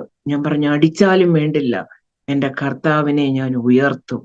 അങ്ങനെ 9 വർഷക്കാലം എൻ്റെ ഭവനത്തിൽ എല്ലാ വെള്ളിയാഴ്ചയും ഒരു ബൈബിൾ സ്റ്റഡി ഉണ്ടായിരുന്നു. അനേകര് കർത്താവിനെ കണ്ടുമുട്ടുവാൻ ഇടയായി. ഞാൻ പോകുന്നിടത്തും വരുന്നിടത്തും എല്ലാം എൻ്റെ ഒരേ ലക്ഷ്യമേ ഉള്ളായിരുന്നു. എനിക്ക് വീട്ടില് ഞാൻ എന്ത് ചെയ്യുന്നോ അല്ലെങ്കിൽ അവിടെ ഒത്തിരി കാര്യങ്ങൾ ചെയ്യണോ ഒന്നുമല്ല, എന്നാൽ എല്ലാം ചെയ്യുവാൻ ദൈവം എനിക്ക് കൃപ തന്നു. എൻ്റെ കുഞ്ഞുങ്ങൾ 2 പേരുണ്ട്. പിതാവില്ലാത്ത കുഞ്ഞുങ്ങളാണ്. അവരുടെ സ്കൂളിന്റെ കാര്യങ്ങൾ, അങ്ങനെ പല പല കാര്യങ്ങൾ ചെയ്യണം. അവിടെ എല്ലാം ദൈവം എനിക്ക് വളരെ ശക്തിയും ബലവും എല്ലാം തന്നുകൊണ്ടേയിരുന്നു. ഞാൻ ഓഫീസിൽ നിന്ന് 6:30 മണി 7 മണിയാവും, ചിലപ്പോൾ 7:30 രാത്രിയിൽ തിരിച്ചു വരുമ്പോൾ. വന്നു കഴിഞ്ഞ് ഒരു കാപ്പി ഉണ്ടാക്കും, ചിലപ്പോൾ 2-3 ബിസ്ക്കറ്റ് എടുത്ത് കഴിക്കും, ബാഗ് എടുക്കും, ട്രാക്ട് എടുക്കും. ഞാൻ അവിടെയുള്ളതായ എല്ലാ ഹട്ട്മെൻസിലും, ചോപ്പടപ്പെട്ടി പാസ്റ്റർക്ക് അറിയാമല്ലോ, അങ്ങനെ അവിടെയെല്ലാം ഞാൻ പോയി മദ്യപാനികളുടെ അടുത്ത് പോയി സുവിശേഷം പറയും. പലരും മദ്യപാനത്തിൽ നിന്നും അത് വിടുവാനിടയായിട്ടുണ്ട്. അറിയാത്ത ചില വ്യക്തി ജീവിതങ്ങളെ അക്ഷരം എഴുതി വീട്ടിൽ കൊണ്ടുവന്ന് പഠിപ്പിച്ച് അവരെ ബൈബിൾ വായിക്കുവാൻ സഹായിക്കുവാൻ ദൈവം എന്നെ സഹായിച്ചിട്ടുണ്ട്. അങ്ങനെയെല്ലാം കർത്താവ് എൻ്റെ എല്ലാ കാര്യങ്ങളിലും കൂടെ ഇരുന്ന് എന്നെ വഴി നടത്തി. സ്തോത്രം. ഹല്ലേലൂയ. അന്ന് എൻ്റെ ഓഫീസ് വളരെ ദൂരെയായിരുന്നു. 2 ട്രെയിൻ അല്ലെങ്കിൽ ചിലപ്പോൾ 3 ട്രെയിൻ കയറി പിന്നീട് ഒരു ബസ് കയറി പോകണം. അങ്ങനെയുള്ള ദൂരെ യാത്ര ചെയ്യുമ്പോൾ പിന്നീട് ഞാൻ ദൂരെ യാത്ര ആയതുകൊണ്ട് പിന്നീട് ഫസ്റ്റ് ക്ലാസ്സിൽ ഇങ്ങനെ യാത്ര ചെയ്യുമ്പോൾ ആ ഫസ്റ്റ് ക്ലാസ്സിൽ ഷണ്ടന്മാര് കയറുമായിരുന്നു. ബോംബെയില് എല്ലാവർക്കും അവരെ പേടിയാണ്. പക്ഷെ എനിക്ക് അവരെ പേടിയേ ഇല്ലായിരുന്നു. അവർ തമിഴ് സംസാരിക്കുന്നവരായിരുന്നു. അപ്പൊ ഞാൻ അവരോട് ചിരിക്കും. അങ്ങനെ അവരോട് സൗഹൃദമായി, അവരോട് പ്രൈസ് ദി ലോർഡ് പറയുവാനിടയായി. തമിഴ് ട്രാക്ട് അവർക്ക് കൊടുക്കുവാനിടയായി. ചില ഷണ്ടന്മാർ ബോംബെയിൽ ഞാൻ താമസിച്ചുകൊണ്ടിരുന്നതിന് അടുത്ത് തന്നെ ഉള്ള തമിഴ് ചർച്ചിൽ സ്നാനപ്പെടുവാനിടയായി. അത് ആ ആൾക്കാർ എന്നോട് ചോദിക്കും, എങ്ങനെയാണ് അവരോടൊക്കെ സംസാരിച്ചത്? അവരെല്ലാം ഓടുമായിരുന്നു ഇവർ വരുമ്പോഴത്തേക്കിന്, കാരണം പൈസ പിടിച്ചു പറിക്കുമല്ലോ എന്ന് ചിന്തിച്ചിട്ട്. എന്നാൽ എൻ്റെ അടുത്ത് വളരെ സ്നേഹമായിട്ട് ഇവരെല്ലാം ഇടപെടുമായിരുന്നു. കർത്താവിന് മഹത്വം. ഹല്ലേലൂയ. ചിലപ്പോൾ ബസ്സിൽ കയറുവാൻ ഭയങ്കര ക്യൂ ആയിരിക്കും. ക്യൂ എന്ന് പറഞ്ഞാൽ ഒരു 50-60 പേര് നിൽക്കും. രണ്ടു മൂന്ന് ബസ് പോയെങ്കിലേ പിന്നെ ആ ബസ് എനിക്ക് കിട്ടത്തുള്ളൂ. പക്ഷെങ്കിൽ ഈ ഷണ്ടന്മാര് എവിടെങ്കിലും നിന്ന് ആ ബസ്സിന്റെ സൈഡിൽ അവരങ്ങാണം നിന്ന് കഴിഞ്ഞാൽ എന്നെ വിളിക്കുമായിരുന്നു, അമ്മ ഫസ്റ്റില് അമ്മ പോകണം. അങ്ങനെ പറഞ്ഞ് എന്നെ വിളിച്ച് എനിക്ക് ഫസ്റ്റിൽ VIP പ്രിഫറൻസ് കിട്ടി ആ ബസ്സിൽ എന്നെ കയറ്റി വിടുമായിരുന്നു. അങ്ങനെയെല്ലാം ദൈവം വലിയ അത്ഭുതങ്ങൾ ചെയ്യുമായിരുന്നു. എന്നോട് ദൈവം ഓരോ കാര്യങ്ങൾ ആ സമയത്ത് പറയുമായിരുന്നു. ചില വ്യക്തി ജീവിതങ്ങളെ ദൈവം കാണിക്കുമായിരുന്നു. ഭാരത്തിൽ വളരെ കഷ്ടതയിൽ കഴിയുന്ന ചില വ്യക്തി ജീവിതങ്ങളെ കാണിക്കും. അത് കറക്റ്റായിട്ട് ദൈവം എൻ്റെ മുൻപിൽ കൊണ്ടുവന്ന് കാണിക്കും. അവർക്ക് വേണ്ടുന്ന കാര്യങ്ങൾ ചെയ്യുവാൻ ദൈവം എന്നെ സഹായിക്കുമായിരുന്നു. എന്നോട് എൻ്റെ കൂടെ പലരും എന്നോട് പറയുമായിരുന്നു, ഒരു ദിവസം ഒന്നുമില്ലാത്തവളെ പോലെ ആകും, കിട്ടുന്ന ശമ്പളമെല്ലാം അവിടോട്ടും ഇവിടോട്ടും എല്ലാം കൊടുത്ത് ചെയ്യുന്നത് ഞങ്ങൾ കണ്ടിട്ടുണ്ട് എന്ന്. അന്ന് ഞാൻ അവരോടെല്ലാം പറയുമായിരുന്നു, മുൻപേ അവന്റെ രാജ്യവും നീതിയും അന്വേഷിപ്പീൻ, ഉണ്ണുവാൻ ഉടുക്കുവാൻ പാർക്കുവാനുള്ളത് കർത്താവ് തരും, അവൻ തന്നുകൊണ്ടേയിരിക്കും, നന്മയും കരുണയും നിന്റെ ആയുഷ്കാലമൊക്കെ നിന്നെ പിന്തുടരുമെന്ന് കർത്താവിന്റെ വാഗ്ദത്തമാണ്. എങ്കിൽ എന്തിന് നാം ഭയപ്പെടണം, എന്തിന് നാം ഭാരപ്പെടണം? ഞാൻ അവരോട് പറയുമായിരുന്നു. അന്നെല്ലാം അവർക്ക് തമാശയായിരുന്നു അത്. എന്നാൽ പിൽക്കാലങ്ങളില് എന്നിൽ നിന്നും അനേക നന്മകൾ ഈ പറഞ്ഞ വ്യക്തികൾ അനുഭവിപ്പാനിടയായി. അവരുടെ സാഹചര്യങ്ങളെല്ലാം വളരെ മോശമായി. എന്നാൽ കർത്താവ് ദിനം പ്രതി ദൈവം എന്നെ അനുഗ്രഹിച്ചു കൊണ്ടേയിരുന്നു. കാരണം ഒന്നും നോക്കാതെ എൻ്റെ കർത്താവ് എന്നോട് എന്ത് പറയുന്നു അത് ഞാൻ ചെയ്യുമായിരുന്നു. അത് മാത്രമായിരുന്നു എൻ്റെ സമ്പത്ത് അന്ന്. സ്തോത്രം, ഹല്ലേലൂയ.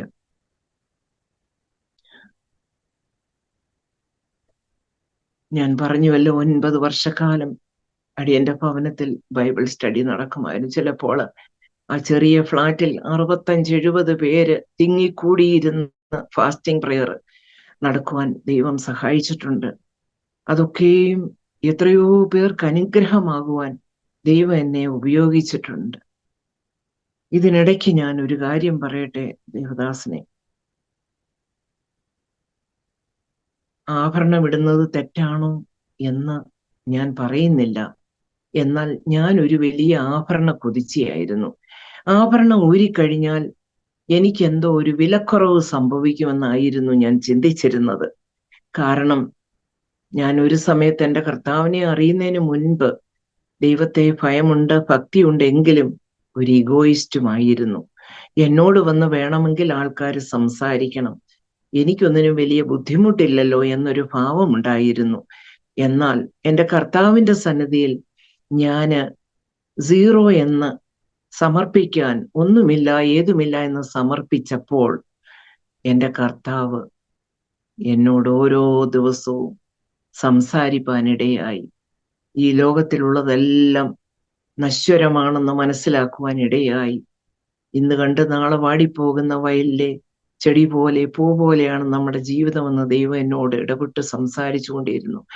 അങ്ങനെ ഓരോ ദിവസവും ഞാൻ വളരെ ആഭരണങ്ങൾ ധരിച്ചുകൊണ്ടേ ഓഫീസിൽ പോകുമായിരുന്നു. ഓരോന്നോരോന്നായി ഊരി വെക്കുവാൻ ഇടയായി.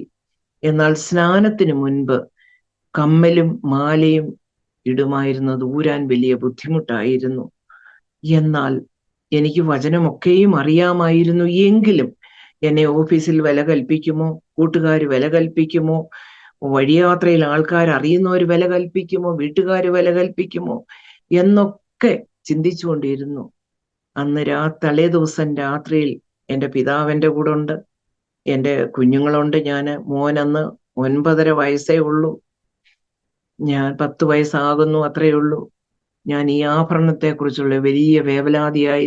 നെക്സ്റ്റ് ഡേ എൻ്റെ സ്നാനമാണ്. സാറ്റർഡേയിൽ ഞാൻ ആഭരണം ഊരാൻ എനിക്ക് വയ്യ. അങ്ങനെ ഇരിക്കുമ്പോൾ ഈ 10 വയസ്സില്ലാത്ത എൻ്റെ മോൻ എന്നോട് ചോദിക്കുകയാണ്,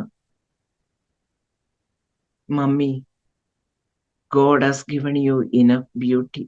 You can see, you can walk, you can talk, you can hear.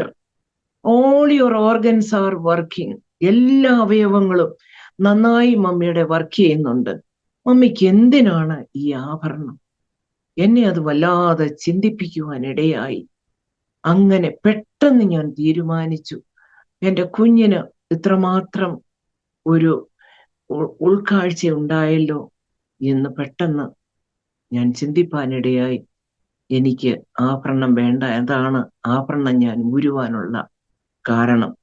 ഒരിക്കലും പിന്നീട് എനിക്കത് തിരിച്ച് ഇടണമെന്നോ ഒന്നും തോന്നിയിട്ടില്ല. അങ്ങനെ 9 വർഷക്കാലങ്ങൾ കഴിഞ്ഞു. എനിക്ക് പല പ്രപ്പോസൽസും രണ്ടാമത് വിവാഹത്തെ പറ്റി വന്നിരുന്നു. ഒരിക്കലും ഞാൻ വിവാഹം കഴിക്കുകയില്ല എന്ന് തീരുമാനിച്ചിരുന്നു. അങ്ങനെ 11 വർഷക്കാലം ഞാൻ രണ്ടാമതൊരു വിവാഹം കഴിക്കാതെ എൻ്റെ പ്രെയർ ലൈഫ്, ഓഫീസ് ലൈഫ്, വീടിൻ്റെ കാര്യങ്ങൾ, കുഞ്ഞുങ്ങളുടെ കാര്യങ്ങൾ, പിന്നെ ആർക്കൊക്കെ സപ്പോർട്ട് വേണോ എന്നെ കഴിയുന്ന രീതിയിൽ സപ്പോർട്ട് ചെയ്യുക, അങ്ങനെയൊക്കെയും ജീവിച്ചുകൊണ്ടിരുന്നു. അങ്ങനെ ഇരിക്കുമ്പോൾ എൻ്റെ ഫാദറിനിലൂടെ ബ്രദർ, ഉപ്പാപ്പൻ, ഞങ്ങളുടെ ഉപ്പാപ്പൻ ഞങ്ങൾ വിളിക്കും, ഇവിടെ USA വെർജീനിയയിൽ ഉണ്ടായിരുന്നു. അന്ന് തൻ്റെ മകളും കുടുംബവും കൂടെയാ താമസിച്ചുകൊണ്ടിരുന്നത്. പെട്ടെന്ന് അവർക്ക് തോന്നി ഒരു റെസ്റ്റോറൻറ്റ് തുടങ്ങണമെന്ന്. അങ്ങനെ അവരൊരു വലിയ റെസ്റ്റോറൻറ്റ്, ഇന്ത്യൻ റെസ്റ്റോറൻറ്റ് തുടങ്ങുവാനിടയായി. അവിടേക്ക് ഇപ്പോൾ എൻ്റെ ഹസ്ബൻഡ് ആയിരിക്കുന്ന തോമസ് എന്ന് പറയുന്ന പ്രിയപ്പെട്ടവനെ അവിടെ ജോലിക്ക് ചെന്നതാണ്. എൻ്റെ അങ്കിളിൻ്റെ, എൻ്റെ ഉപ്പാപ്പൻ്റെ റെസ്റ്റോറൻറ്റിൽ കുക്കായിട്ട് ജോലിക്ക് ചെന്നതാണ്. അങ്ങനെ ചെന്നപ്പോൾ താന് നാട്ടിലോട്ട് പോകണം എന്ന് ആവശ്യപ്പെട്ടു. അപ്പോൾ എന്തിനാണ് പോകുന്നതെന്ന് ചോദിച്ചപ്പോൾ എൻ്റെ മക്കള്, അതായത് എൻ്റെ ഇപ്പോഴത്തെ ഹസ്ബൻഡ് 2 മക്കളാണ്, ഒരു മകനും ഒരു മകളും. 2 പേരും വിവാഹിതരാണ്. മൂത്ത മകൻ സാബു തോമസ് ലക്നൌവില് കർത്താവിന്റെ വേലയിലായിരിക്കുന്നു. മകള് നിലമ്പൂരിൽ കുടുംബമായി പാർത്ത് അവരും ദൈവത്തെ സേവിച്ച് ജീവിക്കുന്നു. അങ്ങനെ അന്ന് ഞങ്ങളുടെ ഈ പാപ്പനും കൊച്ചമ്മയും എനിക്കൊരു പ്രപ്പോസൽ തന്നു. എന്നെ ഒരു ദിവസം വിളിച്ചിട്ട് പറയുകയാണ്, മോളെ, ഞാൻ നിനക്കൊരു വിവാഹം ആലോചിക്കാൻ വേണ്ടി വിളിച്ചതാണെന്ന്. ഞാൻ പറഞ്ഞു, എനിക്ക് ഒരു വിവാഹവും വേണ്ട, എൻ്റെ ജീവിതം ഡിസ്റ്റർബ് ചെയ്യരുത്, എനിക്ക് ജീവിക്കുവാൻ ആവശ്യമായ സാലറി ഉണ്ട്, പ്രെയർ ഉണ്ട്, വീടുണ്ട്, എല്ലാ കാര്യങ്ങളും എനിക്ക് ദൈവം തന്നിട്ടുണ്ട്. ഇനി എൻ്റെ ജീവിതത്തിൽ എന്നെ ഡിസ്റ്റർബ് ചെയ്യല്ലേ എന്ന് പറയുവാനിടയായി. അപ്പോൾ ഞങ്ങൾ ഉപ്പാപ്പൻ എന്നാണ് വിളിക്കുന്നത്. പാപ്പൻ പറഞ്ഞു, മോളെ, ഞാൻ 2 ദിവസം കഴിഞ്ഞ് നിന്നെ വിളിക്കും, നീ അപ്പോൾ എനിക്ക് ഉത്തരം പറയണം എന്ന് പറഞ്ഞു. ഞാൻ അങ്ങ് ഫോൺ വെച്ചു. അപ്പം എൻ്റെ വലിയ മോന് രാവിലെയാണ് വിളിച്ചത്. ഞാൻ ഓഫീസിൽ പോകുന്നതിന് മുൻപ് അവിടെ ഉറങ്ങുകയായിരുന്നു കിടന്ന്. അവൻ അല്പം എന്തോ കേട്ടു. അന്ന് അവന് 19 വയസ്സേ ഉള്ളൂ. അന്നേരം പിറ്റേ 2 ദിവസം കഴിഞ്ഞപ്പോൾ ഉപ്പാപ്പൻ വീണ്ടും വിളിക്കുവാനിടയായി. ഞാനപ്പോൾ വളരെ അപ്പാപ്പനോട് പറഞ്ഞു, പ്ലീസ് എന്നോട് ഈ കാര്യം പറയുക പോലും ചെയ്യരുത്, എനിക്കിനി ഒരു വിവാഹം വേണ്ട. അപ്പോൾ എൻ്റെ മകൻ ഇത് കേട്ടുകൊണ്ട് കിടക്കുകയായിരുന്നു, ബെൻമോൻ. അവന് മമ്മി ഫോൺ ഇങ്ങ് തന്നെ അപ്പച്ചൻ്റെ. അങ്ങനെ അവൻ വാങ്ങിച്ച് സംസാരിപ്പാനിടയായി. ഫോൺ വെച്ചതിന് ശേഷം എൻ്റെ പൈതൽ എന്നോട് പറഞ്ഞു, മമ്മി, ഞങ്ങള് 2 ബോയ്സ് അല്ലേ, ഞങ്ങൾ പഠിച്ച അവിടെ എവിടെയും പോയാൽ മമ്മി തന്നെ ആകുമല്ലോ, മമ്മി അപ്പച്ചൻ പറയുന്നതിന് സമ്മതിക്കാൻ പറഞ്ഞു. അങ്ങനെ ഞാൻ വേണ്ട എന്ന് പറഞ്ഞു. പ്രാർത്ഥിപ്പാനിടയായി. 1 മാസം പ്രാർത്ഥിച്ചു, ഉപവസിപ്പാനിടയായി. എന്നാൽ സ്വർഗത്തിലെ ദൈവത്തിന് ഇങ്ങനെ ഒരു പദ്ധതി ഉണ്ടായിരുന്നത് കൊണ്ട് മാർച്ച് മാസത്തിലാണ് എന്നോട് പറഞ്ഞത്. ഫെബ്രുവരി അവസാനം പറഞ്ഞു, മാർച്ചിൽ വീണ്ടും പറഞ്ഞു, വീണ്ടും വീണ്ടും പറയുവാനിടയായി. അങ്ങനെ 2007 ഏപ്രിൽ 25 രണ്ടാമത് എനിക്ക് ദൈവം ഒരു കുടുംബജീവിതം തന്നു, വിവാഹം ചെയ്യുവാൻ കൃപ തന്നു. അത് കർത്താവിന്റെ പദ്ധതിയായിരുന്നുവെന്ന് ഞാൻ തീർച്ചയായിട്ടും വിശ്വസിക്കുന്നു. കാരണം അന്ന് കേരളത്തിൽ വെച്ചാണ്, നാട്ടിൽ ബോംബെയിൽ നിന്ന് ഞങ്ങൾ പോകുവാനിടയായി. അനേക ദേവദാസന്മാരുടെയും ദൈവമക്കളുടെയും സാന്നിധ്യത്തിൽ എൻ്റെ ആദ്യത്തെ ഹസ്ബൻഡിന്റെ വീട്ടിലുള്ള സകലരും അറ്റൻഡ് ചെയ്യുവാനിടയായി. അങ്ങനെ വളരെ ആദരവോടു കൂടിയുള്ള ഒരു രണ്ടാമത് വിവാഹം ദൈവം എനിക്ക് തരുവാനിടയായി.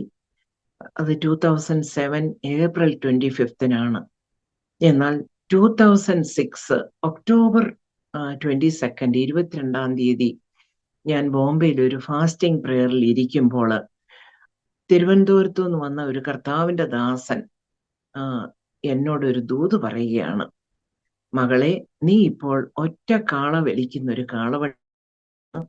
നിന്റെ ജീവിതത്തിൽ സംഭവിച്ചതും സംഭവിക്കാനിരിക്കുന്നതും എല്ലാം ഞാൻ അറിഞ്ഞുകൊണ്ടാണ്. ഞാൻ അറിയാതെ നിന്റെ ജീവിതത്തിൽ ഒന്നും സംഭവിച്ചിട്ടില്ല. പിന്നീട് എൻ്റെ ജീവിതത്തിൽ 20 വർഷം പുറമോട്ടുള്ള കാര്യങ്ങളെല്ലാം ആ ദൈവദാസനിൽ കൂടെ ദൈവം എന്നെ ഓർപ്പിക്കുവാനിടയായി. എന്നിട്ട് കർത്താവിന്റെ ദാസൻ എന്നോട് പ്രവചിക്കുവാനിടയായി, 2007 മധ്യത്തിൽ നിന്നെ ഞാൻ വെള്ളക്കാരുടെ നടുവിൽ അയക്കും, മദാമ്മമാരോടുകൂടെ നീ വസിക്കും, അവിടെ നീ എൻ്റെ സാക്ഷ്യം വഹിക്കും, നിന്റെ പക്കൽ ഞാൻ അനേകർക്ക് കൊടുക്കുവാൻ ഏൽപ്പിക്കും. പിന്നീട് അനേക കാര്യങ്ങൾ ദൈവം എനിക്ക് വെളിപ്പെടുത്തി തന്നുകൊണ്ടേയിരുന്നു. ഇതെല്ലാം നീ എഴുതി കുറിച്ചിട്ടുകൊള്ളുക എന്ന് പറയുവാനിടയായി. എൻ്റെ ഡയറിയിൽ ഇപ്പോഴും അതുണ്ട്. ഞാൻ എല്ലാ ദൂതുകളും അങ്ങനെ എഴുതി വെക്കും സ്നാനപ്പെട്ട സമയം തൊട്ട്. എന്നാൽ അന്ന് ഞാൻ ചിന്തിച്ചിരുന്നു, ഞാൻ 2007 എവിടെ പോകാനാ മദാമ്മമാരുടെ കൂടെ? ദുബൈയിൽ പോകുവാൻ 2 പ്രാവശ്യം ചാൻസ്, ഓപ്പർച്യൂണിറ്റി എല്ലാം റെഡിയാക്കിയിട്ടും പോകാൻ പറ്റാതിരുന്ന എനിക്ക് എവിടെ പോകുവാനാണ്? അപ്പോൾ പെട്ടെന്ന് ഞാൻ ചിന്തിച്ചു, എൻ്റെ മൂത്ത മകൻ ബെൻ അന്ന് ഇന്ത്യ റെപ്രസെന്റ് ചെയ്ത് ഇലക്ട്രോണിക് സ്പോർട്സ് കളിക്കുമായിരുന്നു. അതായത് കൗണ്ടർ സ്ട്രൈക്ക് എന്ന് പറഞ്ഞ ഒരു ഗെയിം. അപ്പൊ അവന് 17 വയസ്സ് 18 വയസ്സാകുന്നതിന് മുൻപ് തന്നെ അതിന്റെ ആദ്യത്തെ ഗെയിമിൽ ഫസ്റ്റ് പ്രൈസ് ഒരു ഹീറോ ഹോണ്ട ബൈക്ക് കിട്ടുവാനിടയായി. അങ്ങനെ അവൻ ആ കളി ചെയ്തുകൊണ്ടിരിക്കുമ്പോൾ അവന് ഇന്ത്യ റെപ്രസെന്റ് ചെയ്ത് പല രാജ്യങ്ങളിൽ വിടുമായിരുന്നു. അപ്പൊ ആ കൂട്ടത്തിൽ മാതാവിനെയും വിടുമായിരിക്കും എന്ന് ചിന്തിച്ച് ഞാൻ ഇരുന്നു. എന്നാൽ അത് ഞങ്ങളുടെ കർത്താവിന്റെ ഒരു ദാസൻ എന്നെ ഓർപ്പിച്ചുണർത്തിയപ്പോഴാണ് ഞാൻ ഇത് ഓർക്കുവാനിടയായത്. 2007 ഏപ്രിൽ 25 ഞങ്ങളുടെ വിവാഹം നടന്നു. അന്ന് എൻ്റെ പ്രിയപ്പെട്ടവൻ, അതായത് ഇപ്പോൾ ഹസ്ബൻഡ്, ഇവിടുത്തെ സിറ്റിസൺ ആയിരുന്നില്ല. പുള്ളി ഗ്രീൻ കാർഡ് മാത്രമേ ഉണ്ടായിരുന്നുള്ളൂ. ഗ്രീൻ കാർഡിൽ ഫയൽ ചെയ്താൽ 4-4.5 വർഷം എടുക്കും ഇനി കൊണ്ടുവരണമെങ്കിൽ വൈഫിനെ. എന്നാൽ പെട്ടെന്ന് വിവാഹം കഴിഞ്ഞ് ഞങ്ങൾ ബോംബെയിൽ വന്നിട്ട് മെയ് മാസത്തില് ഞാൻ ട്രാവൽ എടുത്ത് എന്നിട്ട് എനിക്കൊരു വിസിറ്റ് വിസയ്ക്ക് അപ്ലൈ. അപ്പോൾ എല്ലാവരും എന്നെ ഡിസ്കറേജ് ചെയ്തു. വിസിറ്റ് വിസ ഒരിക്കലും സിസ്റ്റർക്ക് കിട്ടത്തില്ല, അല്ലെ അമ്മാമ്മയ്ക്ക് കിട്ടത്തില്ല. ഒന്നുകിൽ വളരെ പ്രായമായവർക്കോ അല്ലെങ്കിൽ പിന്നെ ഹസ്ബൻഡ് സ്പോൺസർ ചെയ്ത് കൊണ്ടുപോകുമോ, അങ്ങനെയൊക്കെ പറ്റത്തുള്ളൂ, കിട്ടില്ല എന്ന്. അപ്പൊ എൻ്റെ മനസ്സിൽ ഒരു വലിയ ഉറപ്പുണ്ടായിരുന്നു. ഇന്നു വരെ ദൈവം എന്നെ നടത്തി, ആ ദൈവം ഇനിയും നടത്തുവാൻ ശക്തനാണല്ലോ എന്ന് എനിക്ക് ഒരു വലിയ ഉറപ്പും ധൈര്യവും ഉണ്ടായിരുന്നു. എന്തായാലും പ്രാർത്ഥിച്ചുകൊണ്ട് പോയിട്ട് അപ്ലൈ ചെയ്യുവാനിടയായി. അങ്ങനെ മെയ് മാസം അവസാനം അപ്ലൈ ചെയ്തപ്പോൾ അവര് പറഞ്ഞത് 2 മാസം കഴിഞ്ഞേ ഉള്ളൂ ഡേറ്റ് എന്ന് പറയുവാനിടയായി. ഞാൻ പറഞ്ഞു ഓക്കെ. അപ്പൊ എൻ്റെ ഹസ്ബൻഡ് ജൂൺ 11 തിരിച്ചു പോരണം. ഒരാഴ്ച കഴിഞ്ഞപ്പോൾ എനിക്ക് ട്രാവൽ ഏജൻസിയിൽ നിന്ന് ഫോൺ വരുന്നു. പിന്നെ ആൻറ്റി, ഞങ്ങൾ അറിയുന്ന ഒരു വിശ്വാസിയുടെ ട്രാവൽ ഏജൻസ് ആണ്. ആൻറ്റി, ജൂൺ 14 ആൻറ്റിയുടെ ഡേറ്റ് കിട്ടിയിട്ടുണ്ട്. ആൻറ്റിക്ക് മുന്നേ 1 മാസം മുന്നേ അപ്ലൈ ചെയ്തവരുടെ ഇതുവരെ ഡേറ്റ് വന്നിട്ടില്ല, ആൻറ്റിക്ക് ഡേറ്റ് വന്നിട്ടുണ്ട്. അപ്പൊ ജൂൺ 14 എൻ്റെ ഡേറ്റ് ആണ്. ജൂൺ 11 എൻ്റെ ഹസ്ബൻഡ് ഇങ്ങോട്ട് കയറി പോവുകയാണ്. ഞാൻ എല്ലാവരോടും പ്രാർത്ഥിക്കണം പറഞ്ഞു. വളരെ പ്രാർത്ഥനയോടെ ഞാൻ ആ ദിവസങ്ങളിൽ ഇരിക്കുവാനിടയായി. ജൂൺ 14 രാവിലെ 9:30 എൻ്റെ ഇന്റർവ്യൂ. അപ്പോൾ ഞാൻ രാവിലെ ഇന്റർവ്യൂവിന് പോകുവാനായി റെഡി ആയിരുന്ന സമയത്ത് പെട്ടെന്ന് ദൈവം എനിക്ക് എൻ്റെ കാതിൽ, എൻ്റെ അടുത്ത് വന്ന് നിന്ന ഒരു വ്യക്തി എങ്ങനെ സംസാരിക്കും അതുപോലെ, please take your old passport with you. ഇതാ എന്നോട് പറയും 3 പ്രാവശ്യം. എന്റെ പഴയ പാസ്പോർട്ട് എടുക്കുവാൻ എന്നോട് പറയുന്നു. ആരുമില്ല ആ മുറിയിൽ, ഞാൻ മാത്രമേ ഉള്ളൂ. ദൈവമേ, എന്റെ കർത്താവാണ് എന്നോട് പറയുന്നത്. ഞാൻ ആ എക്സ്പയർ ആയ പഴയ പാസ്പോർട്ട് ഞാൻ എടുത്തു. അങ്ങനെ ഞാൻ ഇന്റർവ്യൂവിന് ചെന്നു. 9:30 10:30 11:30 12:30. എനിക്ക് ഇന്റർവ്യൂവിന്റെ സമയം വരുന്നില്ല, കോള് വരുന്നില്ല. ഞാൻ അവിടെ വെയിറ്റ് ചെയ്തിരിക്കുകയാണ്. അപ്പം പോകുന്നവരെല്ലാം കരഞ്ഞോണ്ട് വരുന്നു, ആർക്കും കിട്ടുന്നില്ല. അന്ന് വിസ സ്റ്റാമ്പ് ചെയ്ത് കിട്ടുന്നില്ല. വിസിറ്റ് വിസയ്ക്ക് പോയവരൊക്കെ വളരെ പ്രയാസത്തോടെ വരുന്നു. എന്റെ കാര്യം എന്താകും ദൈവമേ എന്ന് ചിന്തിച്ചിരുന്നു. അപ്പോൾ അവിടെ ഒരു 5-6 തമിഴ് യങ്സ്റ്റേഴ്സ് പിള്ളേര് US പോകാൻ ഷിപ്പിൽ ജോലി ചെയ്യുവാനായിട്ട് വിസയ്ക്ക് വേണ്ടി വന്നവരാണ്. ഞാൻ ആ ലഭിച്ച സമയം അവരോടെല്ലാം യേശുവിനെ പറ്റി പറയുവാനിടയായി. അവിടെ ഇരുന്ന് ആ അമേരിക്കൻ കോൺസുലേറ്റ് ബോംബെയിൽ ഇരുന്നുകൊണ്ട് എന്റെ കർത്താവിനെ അവിടെ ഉയർത്തുവാനിടയായി. 2:15 ആയപ്പോൾ എന്റെ നമ്പർ എന്നെ വിളിച്ചു. അങ്ങനെ ചേച്ചി ഓൾ ദ ബെസ്റ്റ് എന്ന് പറഞ്ഞ ആ പൈതങ്ങള് എന്നോട് പറയുവാൻ ഞാൻ കയറി ചെല്ലുവാനിടയായി. ചെന്നു. ഒരു വൈറ്റ് മാൻ ആയിരുന്നു, യങ്സ്റ്റർ ആയിരുന്നു. ഇന്റർവ്യൂ. ഗുഡ് ആഫ്റ്റർനൂൺ സർ പറഞ്ഞു. ഗുഡ് ആഫ്റ്റർനൂൺ പറഞ്ഞു. ഞാൻ എന്റെ പാസ്പോർട്ട് തരാൻ പറഞ്ഞു. പാസ്പോർട്ട് കൊടുത്തു. എന്നോട് പാസ്പോർട്ട് തിരിച്ചു നോക്കി. കമ്പ്യൂട്ടറിൽ എന്റെ ആപ്ലിക്കേഷൻ നോക്കിയതായിരിക്കാം. എന്നോട് ആദ്യത്തെ ക്വസ്റ്റ്യൻ ചോദിക്കുന്നത്, do you have your old passport with you? ഞാന് ഞെട്ടിപ്പോയി. നിന്റെ പഴയ പാസ്പോർട്ട് നിന്റെ കയ്യിലുണ്ടോ? യെസ് സർ, ഉണ്ട്. അതെടുത്ത് നോക്കിയിട്ട്, നീ പല പ്രാവശ്യം ട്രാവൽ ചെയ്തിട്ടുണ്ടല്ലേ അബ്രോഡില്? ഞാൻ പറഞ്ഞു യെസ്, ഉണ്ട്. അയാള് ആ പാസ്പോർട്ട് അടച്ചു വെച്ചു. എന്റെ പ്രസന്റ് പാസ്പോർട്ടും അടച്ചു വെച്ചു. ഞാൻ കൊണ്ടുപോയ ഒരു ഡോക്യുമെന്റ് എന്നോട് ചോദിച്ചില്ല. എന്നോട് അടുത്ത ക്വസ്റ്റ്യൻ ചോദിക്കുന്നത്, നിന്റെ മക്കൾ എവിടെയാണെന്ന്. ഞാൻ പറഞ്ഞു ഇവിടെ ഉണ്ട്. എന്ത് ചെയ്യുന്നു? ഞാൻ പറഞ്ഞു എന്റെ മൂത്ത മോന് ഇതുപോലെ ഒരു ഇലക്ട്രോണിക് സ്പോർട്സ് കളിക്കുന്നുണ്ട്. അപ്പൊ എന്ത് കളിയാ? ഞാൻ പറഞ്ഞു കൗണ്ടർ സ്ട്രൈക്ക് എന്ന് പറയും സർ എന്ന് പറയും. ഓ, എനിക്കത് ഭയങ്കര ഇഷ്ടമുള്ള ഒരു കളിയാണ്.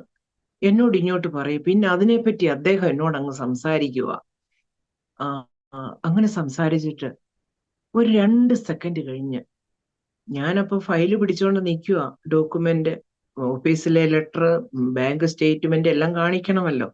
എന്നോടൊന്നും ചോദിക്കാതെ കണ്ട് യുവർ വിസ ഈസ് അപ്രൂവ്ഡ് എന്ന് പറയുവാനിടയായി. സ്വർഗത്തിലെ ദൈവം എത്ര അത്ഭുതമാണ് അവിടെ ചെയ്തത്.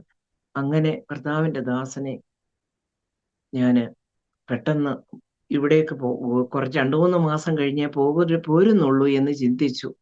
എന്നാൽ എൻ്റെ അങ്കിള്, അതായത് ഈ റെസ്റ്റോറന്റ് നടത്തിക്കൊണ്ടിരുന്ന ഞങ്ങളുടെ ഉപ്പാപ്പന് പെട്ടെന്ന് നാട്ടിൽ പോകണം. അപ്പൊ എന്നോട് പറഞ്ഞു, മോളെ നീ വന്നിട്ട് വേണം എനിക്ക് പോകാന്. അപ്പൊ നീ ഒരു ജൂലൈ മാസം ഒരു 18-ാം തീയതിയോട് കൂടിയെങ്കിലും വരണം, എന്നേലേ എനിക്ക് നാട്ടിൽ പോകാൻ പറ്റത്തുള്ളൂ. പുള്ളി സുവിശേഷ വേല ചെയ്യുമായിരുന്നു, ഗുജറാത്തിലും ഒക്കെയും വന്ന് ചെയ്യുമായിരുന്നു. അപ്പോൾ ഞാൻ പറഞ്ഞു, ഈ 1 മാസം കൊണ്ട് വളരെ ബുദ്ധിമുട്ടാണ്. ഓഫീസിൽ പറയാതെ പറ്റത്തില്ല. ഒരു വലിയ ചുമതല, 23 വർഷമായി ജോലി ചെയ്തുകൊണ്ടിരിക്കുന്ന ഞാൻ, അവിടെ 2 ഡിപ്പാർട്ട്മെന്റ് ഹാൻഡിൽ ചെയ്തിരിക്കുന്ന ഞാന് പെട്ടെന്ന് വിട്ടിട്ട് പോരാൻ പറ്റത്തില്ല. നന്ദികേടാണ് ഞാൻ അവരോട് ചെയ്യുന്നത്. അതുകൊണ്ട് എനിക്ക് 3 മാസം കഴിഞ്ഞ് ഞാൻ വരത്തുള്ളൂ എന്ന് പറഞ്ഞു. ഇല്ല, പുള്ളി വളരെ നിർബന്ധിച്ചപ്പോ ഞാൻ ഓഫീസിൽ ഇങ്ങനെ പറഞ്ഞു, എന്നെ ഒരു 2-3 മാസത്തേക്ക് ലീവിന് വിടാമോ എന്ന് ചോദിച്ചു. അപ്പോഴ് വളരെ പ്രയാസത്തോടാണെങ്കിൽ എല്ലാം ഇപ്പം എഴുതി വെക്കാൻ പറഞ്ഞു. ചെയ്യേണ്ട ജോലികൾ ഏത് പിന്നെ ഫുള്ള് ഉണ്ടാക്കാൻ പറഞ്ഞു. അതിന്റെ ലിസ്റ്റായിട്ട് പെട്ടെന്ന് ഞാനിരുന്ന് അതെല്ലാം ചെയ്ത് അങ്ങനെ 1 മാസം കഴിഞ്ഞപ്പോൾ, അതായത് ജൂലൈ മാസം 11-ാം തീയതി ഞാന് ബോംബെയിൽ നിന്നും ഫ്ലൈറ്റിൽ കയറുവാനിടയായി. ദുബായ് വഴിയാണ് ഞാൻ വന്നത്. അവിടെ ഒരാഴ്ചയോളം എൻ്റെ അങ്കിളിൻ്റെയൊക്കെ വീട്ടിൽ ഞാൻ താമസിച്ചിട്ട് ജൂലൈ 18-ാം തീയതി ഞാൻ ഇവിടെ ഈ അമേരിക്കയുടെ പ്രദേശത്ത് കാലുകുത്തുവാൻ ദൈവം എന്നെ സഹായിച്ചു. കർത്താവിന്റെ വാഗ്ദത്തം എന്നോടുണ്ടായിരുന്നത്, 2007 മധ്യത്തിൽ നിന്നെ ഞാൻ വെള്ളക്കാരുടെ നടുവിൽ അയക്കും, മദാമ്മമാരോടുകൂടെ നീ വസിക്കും. അപ്പോൾ ആ വാഗ്ദത്തം നിവർത്തിയാകുവാൻ ഇടയായി. അങ്ങനെ വന്നു. വന്നതിന്റെ പിറ്റേ ദിവസം അങ്കിളിന്റെ റെസ്റ്റോറൻറ്റിൽ ഞാനും കൂടെ ജോലി ചെയ്യുവാനിടയായി. ഫ്രണ്ടില് ക്യാഷ്യറായിട്ട് അവിടെ ജോലി ചെയ്യുവാനിടയായി. അങ്ങനെ ചില 5-6 മാസങ്ങൾ കഴിഞ്ഞപ്പോൾ അവർക്ക് നഷ്ടമായി തോന്നി. അവർ ആ റെസ്റ്റോറൻറ്റ് വിൽക്കുവാനിടയായി. അവിടെ നിന്ന് ഞങ്ങൾ വേറെ മൂവ് ചെയ്തു. അങ്ങനെ ആദ്യകാലങ്ങളിലെ പ്രയാസഘട്ടങ്ങൾ അറിയാമല്ലോ. ഒന്ന് മൂവ് ചെയ്ത് ഒരിടത്തോട്ട് പോയാൽ എങ്ങനെ പ്രയാസമായിരിക്കും. അതൊക്കെ കഴിഞ്ഞ് ഞങ്ങൾ അപ്പോൾ എൻ്റെ വിസ അടിച്ചിരിക്കുന്ന 6 മാസത്തെ വിസിറ്റ് വിസയേ ഉള്ളൂ. ആ സമയത്തിനുള്ളിൽ എൻ്റെ ഹസ്ബൻഡ് സിറ്റിസൺഷിപ്പിന് അപ്ലൈ ചെയ്തു. പേപ്പർ വന്നില്ല. അതിൻ്റെ ഒരു ഇന്റർവ്യൂവിന്റെ ഡേറ്റ് പോലും കിട്ടിയില്ല. എന്ത് ചെയ്യും? പെട്ടെന്ന് ഞാൻ നാട്ടിൽ പോയാൽ ജോലിയും പോകുന്നില്ല എന്ന് വിചാരിച്ചു വന്നു. എനിവേ ഒരു എക്സ്റ്റൻഷന് വേണ്ടി അപ്ലൈ ചെയ്യാമെന്ന് വിചാരിച്ചു. അപ്പൊ എല്ലാവരും എന്നോട് പറഞ്ഞു അപ്ലൈ ചെയ്യരുത്. അന്ന് എൻ്റെ അടുത്ത് കമ്പ്യൂട്ടർ ഇല്ല, പ്രിന്റർ ഇല്ല, യാതൊന്നുമില്ല. ഞാൻ അവിടെ അറിയാവുന്ന ഒരാളോട് ഞാൻ പറഞ്ഞു, എനിക്ക് നിങ്ങളുടെ ഓഫീസിൽ നിന്ന് പ്രിന്റ് ചെയ്ത് ഒരു ആപ്ലിക്കേഷൻ കൊണ്ടു തരാമോ എക്സ്റ്റൻഷന് വേണ്ടി വിസ? അപ്പോൾ അദ്ദേഹം കൊണ്ടു തന്നു. ഞാൻ ആ ആപ്ലിക്കേഷൻ കൈവച്ച് എൻ്റെ ഹാൻഡ് റൈറ്റിങ്ങിൽ എഴുതി കൈവച്ച് പ്രാർത്ഥിച്ചു, കർത്താവെ തിരുഹിതമെങ്കിൽ എനിക്ക് 6 മാസത്തെ കൂടെ എക്സ്റ്റൻഷൻ കിട്ടണമേ. അപ്പോൾ ഞാൻ ചിന്തിച്ചു, ആ 6 മാസത്തിനുള്ളിൽ എൻ്റെ ഹസ്ബൻഡ് സിറ്റിസൺഷിപ്പ് ആയി കഴിഞ്ഞാൽ എനിക്ക് വേണ്ടി പെട്ടെന്ന് ഫയൽ ചെയ്യാം, പെട്ടെന്നാകും കാര്യങ്ങൾ. എന്നാൽ ആ വിസയുടെ എക്സ്റ്റൻഷൻ 5 മാസമായിട്ടും വരുന്നില്ല. പ്രയാസമായി. എന്ത് ചെയ്യുമെന്ന് അറിയില്ല. 5 മാസങ്ങൾ, ഇനി 1 മാസം കൂടെ ഉള്ളൂ. അടുത്ത എക്സ്റ്റൻഷന് വേണ്ടി ആയാലും ഞാൻ വിസ ഇല്ലാതെ നിൽക്കുകയാണല്ലോ. 5 മാസം കഴിഞ്ഞപ്പോൾ എനിക്ക് വിസ എക്സ്റ്റൻഷൻ കിട്ടി. 6 മാസം. അപ്പോൾ ആകെ 1 മാസം കൂടെ ഉള്ളു ഇനി. പിന്നീട് എന്ത് ചെയ്യും? അപ്പോൾ ഞങ്ങൾ തീരുമാനിച്ചു ഒരു ലോയറെ പോയി കാണാം, ലോയർ വല്ലതും ഹെൽപ്പ് ചെയ്യാൻ പറ്റുമായിരിക്കുമെന്ന്. ലോയറിനെ പോയി തൻ്റെ ഓഫീസിൽ കാണുവാനിടയായി. ഫീസൊക്കെ കൊടുത്തു. അദ്ദേഹം പറഞ്ഞു, കയറി പോകണം, ഇവിടെ നിൽക്കരുത്, ഇനിയും നിന്ന് കഴിഞ്ഞാൽ പിന്നീട് പ്രയാസമാകും, ഡിപ്പോർട്ടേഷൻ കിട്ടും, പിന്നെ വരാൻ പറ്റത്തില്ല 10 വർഷത്തേക്ക്. എന്നാൽ എൻ്റെ ആഴമേറിയ വിശ്വാസം എന്നെ വീണ്ടും ഇതുപോലെ തന്നെ ഒരു ആപ്ലിക്കേഷൻ ഫില്ലപ്പ് ചെയ്ത്, എല്ലാവരും എന്നോട് പറഞ്ഞു കിട്ടത്തില്ല എന്ന്, കൈവച്ച് പ്രാർത്ഥിച്ച് ആപ്ലിക്കേഷൻ അയക്കുവാനിടയായി. 1 മാസം കഴിഞ്ഞപ്പോൾ എനിക്ക് 6 മാസത്തെ എക്സ്റ്റൻഷൻ വീണ്ടും കിട്ടി. അങ്ങനെ 1.5 വർഷക്കാലം വിസിറ്റ് വിസയിൽ ഈ അമേരിക്കയുടെ പ്രദേശത്ത് ജോലി ചെയ്ത് നിൽക്കുവാൻ ദൈവം എന്നെ സഹായിച്ചു. ദൈവത്തിന്റെ വിശ്വസ്ത എത്ര വലിയത്! അപ്പോൾ കുഞ്ഞുങ്ങൾ 2 പേരും 2ഇടത്താണ്. മോൻ ബോംബെ, വലിയ മോൻ ബോംബെയില്, കൊച്ചുമോനെ ബോർഡിങ്ങില്. അങ്ങനെയുള്ള മാനസിക പ്രയാസങ്ങളൊക്കെ ഉണ്ട്. എങ്കിലും കർത്താവിലുള്ള എൻ്റെ ആശ്രയം വലിയതായിരുന്നു. എൻ്റെ കർത്താവ് എന്നെ വഴി നടത്തും എന്നുള്ള വലിയ ആഴമേറിയ വിശ്വാസം എനിക്കുണ്ടായിരുന്നു. അവൻ എന്നെ താളടിയാകാൻ ഒരിക്കലും അനുവദിക്കുകയില്ല. അവന്റെ മുഖത്തേക്ക് നോക്കിയവർ പ്രകാശിതരായി, അവർ ലജ്ജിച്ചു പോകുകയില്ല. അങ്ങനെ ലജ്ജിപ്പാൻ ദൈവം എന്നെ അനുവദിക്കുകയില്ല എന്ന് ഒരു വലിയ വിശ്വാസത്തോടെ ഞാൻ 1.5 വർഷക്കാലം നിന്നിട്ട് ബോംബെക്ക് ഫ്ലൈറ്റ് കയറിപ്പോയി. ബോംബെ ചെന്നു. നാട്ടില് കൊച്ചുമോനൊന്ന് 10th സ്റ്റാൻഡേർഡിൽ പഠിക്കുകയാണ്. അപ്പൊ അവന്റെ കൂടെ കുറച്ച് ദിവസങ്ങൾ ചെലവിട്ടു. അങ്ങനെ ബോംബെയിലും നാട്ടിലും കേരളത്തിലുമായിട്ട്, ആ ഹസ്ബൻഡിന്റെ വീട്ടിലും ഒക്കെ ആയിട്ട്, റിലേറ്റീവ്സിന്റെ വീട്ടിലും ഒക്കെ ആയിട്ട് 5-6-7 മാസങ്ങൾ ചെലവഴിച്ചതിന് ശേഷം ഓഗസ്റ്റ് മാസം, ജനുവരിയിലാണ് ഞാൻ പോകുന്നത് 2009. ഓഗസ്റ്റ് മാസം വീണ്ടും ഞാൻ ടിക്കറ്റ് എടുത്ത് അമേരിക്കയ്ക്ക് വരികയാണ്. അപ്പോഴും എൻ്റെ കയ്യിൽ വിസിറ്റ് വിസ മാത്രമേ ഉള്ളൂ. ദൈവാത്മാവ് എന്നോട് ബോംബെയിൽ വെച്ച് തന്നെ പറയുവാനിടയായി, നിനക്ക് അവിടെ ചെന്നിറങ്ങുമ്പോൾ പ്രയാസമുണ്ടാകും. ശക്തമായി പ്രാർത്ഥിക്കുന്ന എൻ്റെ കൂട്ടുകാരോടും സഭയോടും ഒക്കെ പറഞ്ഞു പ്രാർത്ഥിക്കണമെന്ന്. അങ്ങനെ 2009 ഞാൻ വീണ്ടും ന്യൂയോർക്ക് വഴി, കുവൈറ്റ് വഴി ന്യൂയോർക്കിലോട്ട് ടിക്കറ്റ് എടുത്തിട്ട് അവിടെ നിന്ന്, അപ്പോൾ എൻ്റെ ഹസ്ബൻഡ് ആ സമയം കൊണ്ട് അറ്റ്ലാന്റയ്ക്ക് മൂവ് ചെയ്തിരുന്നു. അങ്ങനെ ഞാൻ കുവൈറ്റ് എയർവേസിന് യാത്ര ചെയ്യുവാനിടയായി. കുവൈറ്റിൽ ഒരു 4 മണിക്കൂർ ദൈവം അവിടെ സമയം ഉണ്ടായിരുന്നു. അപ്പോൾ ഞാൻ ഒരു കത്തോലിക്ക ഫാമിലിയെ പരിചയപ്പെടുവാനിടയായി. അവരോട് എൻ്റെ സാക്ഷ്യങ്ങളും യേശുവിനെ കുറിച്ചുള്ള സാക്ഷ്യങ്ങളും ഒക്കെ പറയുവാനിടയായി. അങ്ങനെ ഫ്ലൈറ്റിൽ കയറി ന്യൂയോർക്കിൽ വന്ന് ഇറങ്ങിക്കഴിഞ്ഞപ്പോൾ എല്ലാവരും ഈ അന്ന് പരിചയപ്പെട്ട ആ അച്ചായന് സ്വല്പം പ്രയാസങ്ങൾ ഫ്ലൈറ്റിൽ ഉണ്ടാകുവാനിടയായി. അപ്പൊ അവരെ സപ്പോർട്ട് ചെയ്ത് ഞാൻ അവിടെ നിൽക്കേണ്ടി വന്നു. ബാക്കി എല്ലാവരും പോയി. ഒടുവിൽ അവര് ഗ്രീൻ കാർഡ് ഉള്ളവരാണ്, ഞാൻ മാത്രമേ ഉള്ളൂ വിസിറ്റിംഗ് വിസ ഉള്ളത്. അങ്ങനെ അവരും ഗ്രീൻ ചാനലിൽ കൂടെ കടന്നു പോകാനിടയായി. ഞാൻ ഒടുവിൽ ഇങ്ങനെ ലൈനിൽ നിൽക്കുകയാണ്. അവിടെ വന്ന ഓഫീസർ എന്നോട് ചോദിക്കാനിടയായി, നീ 1.5 വർഷം ഈ അമേരിക്കയില് വിസിറ്റിംഗ് വിസയിൽ എക്സ്റ്റെൻഡ് ചെയ്ത് നിന്നിട്ട് ഇപ്പോൾ 1 വർഷം പോലും ആയില്ല, 6-7 മാസമായി നീ വീണ്ടും തിരിച്ചു വരികയാണ്. നീ ജോലി ചെയ്യുന്നത്, അപ്പം ജോലി ചെയ്യുന്ന ആപ്ലിക്കേഷൻ നമ്മൾ എഴുതുമല്ലോ, ഇന്നടത്ത് ജോലി ചെയ്യുന്നു എന്ന്. നീ എവിടെയാ ജോലി ചെയ്യുന്നത്? ഞാൻ പറഞ്ഞു, ഇന്നടത്ത് ജോലി ചെയ്യുന്നു. അപ്പോൾ നിനക്കിപ്പം ഇത്രമാത്രം അവധി കിട്ടുമോ ഇങ്ങനെ പോയിട്ട് പെട്ടെന്ന് വരാനായിട്ട്? ഞാൻ പറഞ്ഞു, സർ, ഞാൻ 23 ഇയേഴ്സ് ജോലി ചെയ്തതാണ് ഒരേ ഓഫീസിൽ, അപ്പൊ എനിക്ക് ലോങ് ലീവ് തന്നു എന്ന് പറഞ്ഞു. എടുത്ത വായിലെ ആ ഓഫീസർ എന്നോട് പറയുവാനിടയായി, better I should go to India and work so I can enjoy long holidays എന്നോട് പറയുക. അപ്പോഴെനിക്ക് മനസ്സിലായി ഇവിടെ എന്തോ പ്രയാസമുണ്ട് എന്ന്.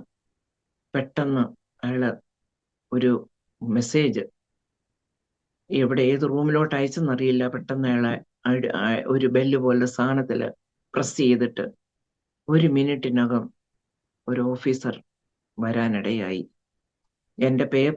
എൻ്റെ ആപ്ലിക്കേഷൻ കൊടുത്തിരുന്ന പേപ്പറും എല്ലാം കമ്പ്യൂട്ടറിൽ നിന്ന് പ്രിന്റ് ചെയ്തിട്ട് ഒരു വലിയ റെഡ് ഇങ്ക് കൊണ്ട് അവർ ക്രോസ് ചെയ്ത് ആ ഓഫീസറിന്റെ കയ്യിൽ കൊടുത്തിട്ട് പറഞ്ഞു, ടേക്ക് ഹെർ വിത്ത് യു. എന്നോട് പറഞ്ഞു, പ്ലീസ് ഫോളോ ഹിം.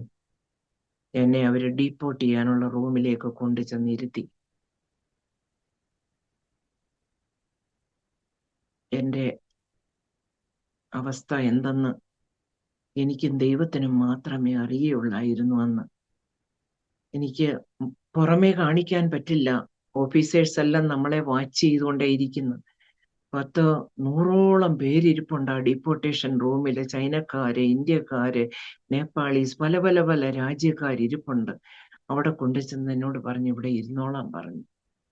എനിക്ക് മനസ്സിലായി ഞാൻ പ്രയാസത്തിൽ പെട്ടു എന്ന്. അതേസമയം എൻ്റെ മാതാവിൻ്റെ ഇളയ സഹോദരി ന്യൂയോർക്കിലുണ്ട്. സഹോദരിയുടെ മകളും ഹസ്ബൻഡും കൂടെ എന്നെ റിസീവ് ചെയ്യാൻ എയർപോർട്ടിൽ വന്നിട്ടുണ്ട്, ന്യൂയോർക്ക് എയർപോർട്ടിൽ. എല്ലാവരും പോയി കഴിഞ്ഞ് ആ ഫ്ലൈറ്റിന് വന്നു.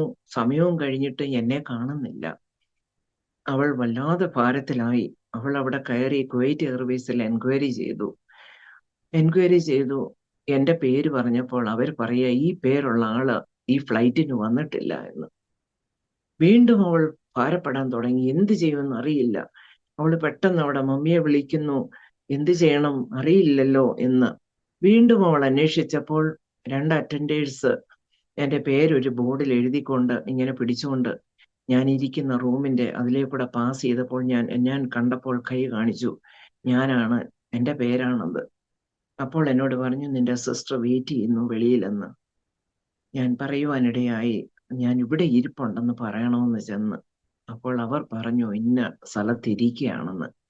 പെട്ടെന്ന് അവള് ദൈവദാസന്മാരെയും ദൈവമക്കളെയും അവിടെ മമ്മിയെയും എല്ലാരെയും വിളിച്ചിട്ട് പ്രാർത്ഥിക്കുക, ചേച്ചി പ്രോബ്ലത്തിൽ പെട്ടിരിക്കുന്നു എന്ന് പറയുവാനിടയായി. പ്രാർത്ഥന ലോകത്തിന്റെ വിവിധ ഇടങ്ങളിൽ നിന്ന് ഉയരുവാനിടയായി. 2 മണിക്കൂർ ഞാൻ ആ ഡീപ്പോർട്ടേഷൻ റൂമില്, ഒരു 20 മണിക്കൂറല്ല 2000 മണിക്കൂർ ഇരിക്കുന്നതായ ഭീതിയിലും ഭയത്തിലും അവിടെ ഇരിക്കുകയാണ്. എന്ത് ചെയ്യണമെന്നറിയില്ല. ഉള്ളിൽ ഭയം, മുഖത്ത് ചിരിച്ചുകൊണ്ടിരിക്കുന്നു. കാരണം വ്യാകുലപ്പെട്ടിരുന്നാൽ, ഭാരപ്പെട്ടിരുന്നാൽ ഇവരെ ഓരോ സെക്യൂരിറ്റിയും നമ്മളെ വാച്ച് ചെയ്തുകൊണ്ടാ പോകുന്നത്. അങ്ങനെ ഇരുന്നു 2 മണിക്കൂറായി. പെട്ടെന്ന് ഞാൻ ബൈബിൾ എടുത്ത് വായിച്ചു, കർത്താവേ, ഇന്ന് വരെയും നീ എൻ്റെ ജീവിതത്തിൽ അത്ഭുതം ചെയ്ത ദൈവമാണ്. ഇനിയും നീ എനിക്ക് അത്ഭുതം ചെയ്യും എൻ്റെ ജീവിതത്തിൽ. എനിക്ക് യാതൊരു വിധത്തിലും സംശയമില്ല. നീ എന്നോട് കരുണ കാണിക്കണമേ എന്ന് ഞാൻ ഉള്ളിൽ ഇങ്ങനെ പ്രാർത്ഥിച്ചുകൊണ്ടിരുന്നു. ആ സമയത്ത് ഞാൻ പെട്ടെന്ന് ബൈബിൾ എടുത്തു. കർത്താവേ, എന്താണ് നീ എന്നോട് സംസാരിക്കുന്നത്? എന്താണ് നീ എന്നെക്കുറിച്ച് ആഗ്രഹിക്കുന്നത്? എനിക്ക് ഇറങ്ങുവാൻ കഴിയുമോ കർത്താവേ? അങ്ങനെ വളരെ ഞാൻ ഭാരത്തോടെ ഇരുന്ന് ബൈബിള് എടുത്തു. ഞാൻ ബൈബിള് എടുത്ത് വായിക്കുവാൻ ഇടയായി. എന്നോട് 2 രാജാക്കന്മാരുടെ പുസ്തകം 6-ാം അധ്യായത്തിൽ നിന്നും എന്നോട് ദൈവം സംസാരിപ്പാനിടയായി. ഞാൻ പറഞ്ഞു, കർത്താവേ, എൻ്റെ ഈ തള്ളവിരൽ ചെന്ന് ഞാൻ അങ്ങനെ അങ്ങ് പറഞ്ഞു, ഏത് ഭാഗത്താണ് ഈ ബൈബിളിൽ ഞാൻ കൈവയ്ക്കുന്നത് ആ ഭാഗം നീ എന്നോട് സംസാരിക്കുന്നതാണ്. അങ്ങനെ പെട്ടെന്ന് ഞാൻ എടുത്തപ്പോഴാണ് എനിക്ക് ഈ ദൈവവചനം കിട്ടിയത്. അവരോടുള്ളവനേക്കാൾ ശക്തൻ നമ്മോട് കൂടെ ഉണ്ട്. ഭയപ്പെടേണ്ട എന്നുള്ളതായ ആ ശബ്ദം ദൈവം എന്നെ കേൾപ്പിച്ചു. പേടിക്കേണ്ട. 2 രാജാക്കന്മാർ 6:16. അതിനവൻ, പേടിക്കേണ്ട, നമ്മോട് കൂടെയുള്ളവർ അവരോട് കൂടെയുള്ളവരെക്കാൾ അധികം എന്ന് പറഞ്ഞു.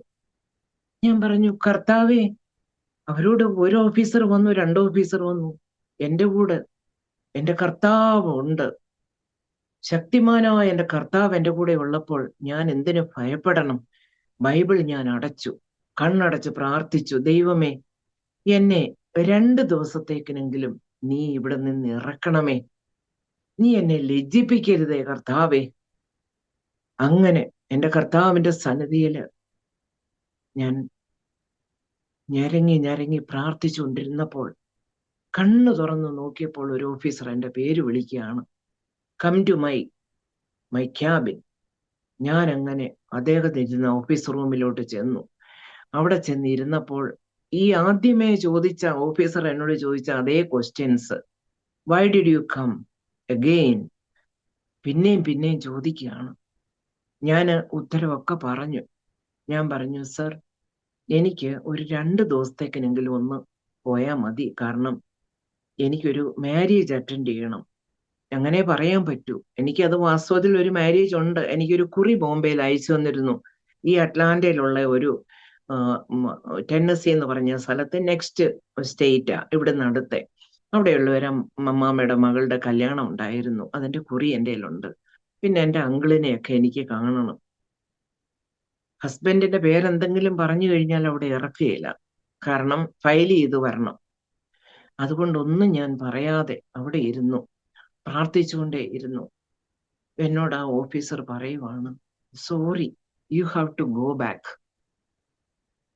നിന്റെ ടിക്കറ്റ് എന്നത്തേക്കിനാ? ഞാൻ പറഞ്ഞു, 6 months ടിക്കറ്റ് ആണ്.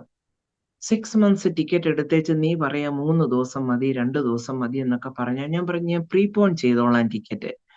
എന്നാൽ എനിക്കൊന്ന് പോയി അവരെ എല്ലാം കണ്ട് ഈ കല്യാണം അറ്റൻഡ് ചെയ്ത് ഞാൻ മടങ്ങിപ്പോക്കോളാം എന്ന് പറഞ്ഞു. There is no chance for you. എന്നോട് പറയുകയാണ്, ഒരു ചാൻസും ഇല്ല, നീ പോയേ പറ്റൂ തിരിച്ച്. ദേവദാസനെ, ഞാനിപ്പോൾ വളരെ സമാധാനത്തോടത് പറയുന്നു. അവിടെ ഇരുന്ന് എൻ്റെ അവസ്ഥ എന്തുവായിരുന്നു എന്ന് സർവശക്തനായ ദൈവത്തിനും എനിക്കും മാത്രമേ അറിയുകയുള്ളായിരുന്നു. എൻ്റെ കർത്താവ് എന്നോട് കരുണ കാണിച്ചു എന്ന് മാത്രമേ എനിക്ക് പറയുവാനുള്ളൂ. പല ക്വസ്റ്റ്യൻസും ചോദിച്ചു, പല പ്രാവശ്യവും തിരിച്ചു പോകണം എന്ന് പറഞ്ഞ അജാനബാഹുവായ ഒരു ഓഫീസർ, സെക്യൂരിറ്റി ഓഫീസർ എന്നെ ഇന്റർവ്യൂ ചെയ്തിട്ട് ഒറ്റ നിമിഷം അയാൾ മിണ്ടാതിരുന്നിട്ട് എന്നോട് പറയുകയാണ്, I will give you 3 months visa. 3 മാസത്തെ വിസ എനിക്ക് തരാമെന്ന്. ഡിപ്പോർട്ട് ചെയ്യുവാൻ വെച്ചിരുന്ന എനിക്ക് 3 മാസത്തെ വിസ അദ്ദേഹം അടിച്ചു തരുവാൻ ഇടയായി. സ്തോത്രം, ഹല്ലേലൂയ. ഞാന് സന്തോഷം കൊണ്ട് പൊട്ടിക്കരയുവാനിടയായി. അദ്ദേഹത്തോട് ഞാൻ എന്തു പറയണമെന്നറിയില്ല. ഞാൻ എഴുന്നേറ്റ് നിന്ന് അദ്ദേഹത്തോട് പറയാം, സർ, 3 months എനിക്ക് വേണ്ട, 3 days മതി. കാരണം എനിക്ക് എന്ത് പറയണം, എന്ത് ചെയ്യണം ആ ഒരു അവസ്ഥയിൽ അറിയില്ല. വെളിയിലിറങ്ങി ഞാൻ പൊട്ടിക്കരഞ്ഞു. അങ്ങനെ ഞാൻ വീണ്ടും ഇവിടോട്ട് ഇറങ്ങുവാൻ ഇടയായി. വീണ്ടും എൻ്റെ ഹസ്ബൻഡ് സിറ്റിസൺഷിപ്പിന് അപ്ലൈ ചെയ്തു, ലഭിക്കുവാൻ ഇടയായില്ല. വീണ്ടും അപ്ലൈ ചെയ്തു. അങ്ങനെ സ്വർഗത്തിലെ ദൈവം 1 വർഷം കഴിഞ്ഞപ്പോൾ അദ്ദേഹം സിറ്റിസൺഷിപ്പ് എടുക്കുവാനിടയായി. ഞാൻ ഗ്രീൻ കാർഡിന് ഫയൽ ചെയ്തു. ദൈവം ഗ്രീൻ കാർഡ് തന്നു, സിറ്റിസൺഷിപ്പ് തന്നു. കർത്താവ് എത്ര വലിയവൻ! ഏത് ഭാരമുള്ള നമ്മുടെ അവസ്ഥകളിലും ഇറങ്ങി വന്ന് പ്രവർത്തിക്കുന്ന നമ്മുടെ ദൈവം എത്ര വലിയവനാണ്! എന്നെ ആ വലിയ പ്രയാസത്തിൽ നിന്നും, ആ ഡിപ്പോർട്ടേഷനിൽ നിന്നും സ്വർഗത്തിലെ ദൈവം അവിടെ ഇറങ്ങി വന്ന ഓഫീസറുടെ ഹൃദയത്തിൽ പ്രവർത്തിച്ച് എന്നെ അവിടെ നിന്ന് ഇറക്കുവാനിടയായി. ആ ദൈവം ഇന്നും ജീവിക്കുന്ന ദൈവമാണ്. ഏത് ദുർഘട ഘട്ടത്തിൽ കൂടെ നാം കടന്നു പോയാലും അവനിൽ ആശ്രയിച്ച്, അവനിൽ ചാരി വിശ്വസിച്ചാൽ കർത്താവിന്റെ മഹത്വം ഇന്നും കാണും. അത് കണ്ടുകൊണ്ടേയിരിക്കുന്ന ഒരു വ്യക്തിയാണ് ഞാൻ. അങ്ങനെ ഇറങ്ങി ഹസ്ബൻഡ് ജോലി നഷ്ടമായി, ഇടയ്ക്ക് പല പ്രയാസങ്ങൾ, ഭാരങ്ങൾ, ഒന്ന് സെറ്റിലാകാനുള്ള ബുദ്ധിമുട്ടുകൾ എല്ലാമായി. എങ്കിലും പടിപടിയായി ദൈവം സകലവും ഒന്നൊന്നായി തന്ന് ദൈവം ഞങ്ങളെ മാനിച്ചു. ഭവനമില്ലായിരുന്നു, ഭവനം തന്നു. വാഹനമില്ലായിരുന്നു, വാഹനങ്ങളെ ദൈവം തന്നു. ഒരിക്കലും ഈ അമേരിക്കയുടെ പ്രദേശത്ത് എനിക്ക് ഒരു ചെറിയ ബിസിനസ് എങ്കിലും ചെയ്യാൻ പറ്റുമെന്ന് ഞാൻ ചിന്തിച്ചില്ല. കാരണം അതെനിക്ക് ചിന്തിക്കാൻ കൂടെ കഴിഞ്ഞില്ല. എന്നാൽ ഞങ്ങളുടെ ഉപജീവന മാർഗത്തിന് വേണ്ടി നമ്മുടെ കർത്താവ് അതിനും വഴിയൊരുക്കി. അപ്പോൾ ഞാൻ ആദ്യ സമയങ്ങളിൽ കരയുമായിരുന്നു ദൈവസന്നിധിയിൽ ഒരുപാട്. ദൈവമേ, നീ വാഗ്ദത്തം ചെയ്താണ് എന്നെ അയച്ചത് ഈ രാജ്യത്തോട്ട്. നീ മദാമ്മമാരോടുകൂടെ വസിക്കും, അവിടെ നിന്റെ സാക്ഷ്യം വഹിക്കും, അനേകർക്ക് കൊടുക്കുവാൻ നിന്റെ പക്കൽ ഏൽപ്പിക്കും. എനിക്ക് ഇതൊന്നും കാണാൻ സാധിക്കുന്നില്ലല്ലോ ദൈവമേ എന്ന് ആദ്യ ദിവസങ്ങളിൽ ഇരുന്ന് ഞാൻ കരയുമായിരുന്നു. എൻ്റെ കണ്ണുനീരിനെ കണ്ട ദൈവം എനിക്ക് ഇഷ്ടംപോലെ അവസരങ്ങൾ സുവിശേഷം പറയുവാൻ ദൈവം ഇപ്പോൾ ഒരുക്കി. അന്ന് ഞാൻ ഞരങ്ങുമായിരുന്നു, നെടുവീർപ്പിടുമായിരുന്നു. ആദ്യ ചില വർഷങ്ങൾ എനിക്കൊന്നിനും സാധിക്കുന്നില്ലല്ലോ ദൈവമേ. ഞാൻ ബോംബെയില് ഫ്രീയായി ഒരു പക്ഷിയെ പോലെ പറന്നു നടന്ന് കർത്താവിനെ ഉയർത്തിക്കൊണ്ടിരുന്ന എനിക്കിവിടെ വന്ന് അതൊന്നും ചെയ്യാൻ സാധിക്കുന്നില്ലല്ലോ എന്നോർത്ത് ഭാരപ്പെട്ടു. എന്നാൽ ദൈവം ഒരുക്കിയ ഞങ്ങളുടെ ആ ചെറിയ റെസ്റ്റോറന്റ് ബിസിനസ്, അവിടെ വരുന്നവരോടൊക്കെ യേശുവിനെ പറ്റി പറയുവാൻ എത്ര അവസരങ്ങളാണ് ദൈവം ഒരുക്കുന്നത്. രോഗികൾക്ക് വേണ്ടി പ്രാർത്ഥിപ്പാൻ, ദുഃഖിതരായിരിക്കുന്നവരെ ആശ്വസിപ്പിക്കാൻ എല്ലാം കർത്താവ് വഴിയൊരുക്കിക്കൊണ്ടിരിക്കുന്ന അവന്റെ വിശ്വസ്തതയെ ഓർത്ത് ദൈവത്തിന് നന്ദി പറയുന്നു. വാഗ്ദത്തങ്ങളിൽ അവൻ വിശ്വസ്തനാണ്. വാക്ക് പറഞ്ഞാൽ മാറാത്ത ദൈവമല്ലേ നമ്മുടെ ദൈവം? ആ ദൈവം ഇന്നും നമുക്ക് വേണ്ടി ജീവിക്കുന്ന ദൈവമാണ്. അങ്ങനെ 2012 ഇവിടെയുള്ള ഒരു ദേവദാസൻ ഞങ്ങളോട് ഒരു ദൂത് പറഞ്ഞു. 2013 3-ാം മാസം നിങ്ങളുടേതായ പേരെഴുതിയ ഒരു സ്ഥാപനം ഈ അറ്റ്ലാന്റയിൽ ദൈവം നിങ്ങൾക്ക് ദാനമായി തരുമെന്ന്. അങ്ങനെ വളരെ അത്ഭുതമായിട്ട് 2013 3-ാം മാസം മാർച്ച് മാസത്തിൽ ഈ ചെറിയ ബിസിനസ് തുടങ്ങുവാൻ ദൈവം ഞങ്ങളെ സഹായിച്ചു. അങ്ങനെ സമാധാനമായി, സന്തോഷമായി, ബുദ്ധിമുട്ട് ഒക്കെ അതിനിടയ്ക്കുണ്ടെങ്കിലും അവിടെയെല്ലാം കർത്താവ് ഓരോ ദിവസവും താങ്ങി. എനിക്ക് ഇവിടെ ബിസിനസ് ചെയ്യുവാനുള്ള നോളജ് ഉണ്ടോ? ഇല്ല, തീർച്ചയായിട്ടും ഇല്ലായിരുന്നു.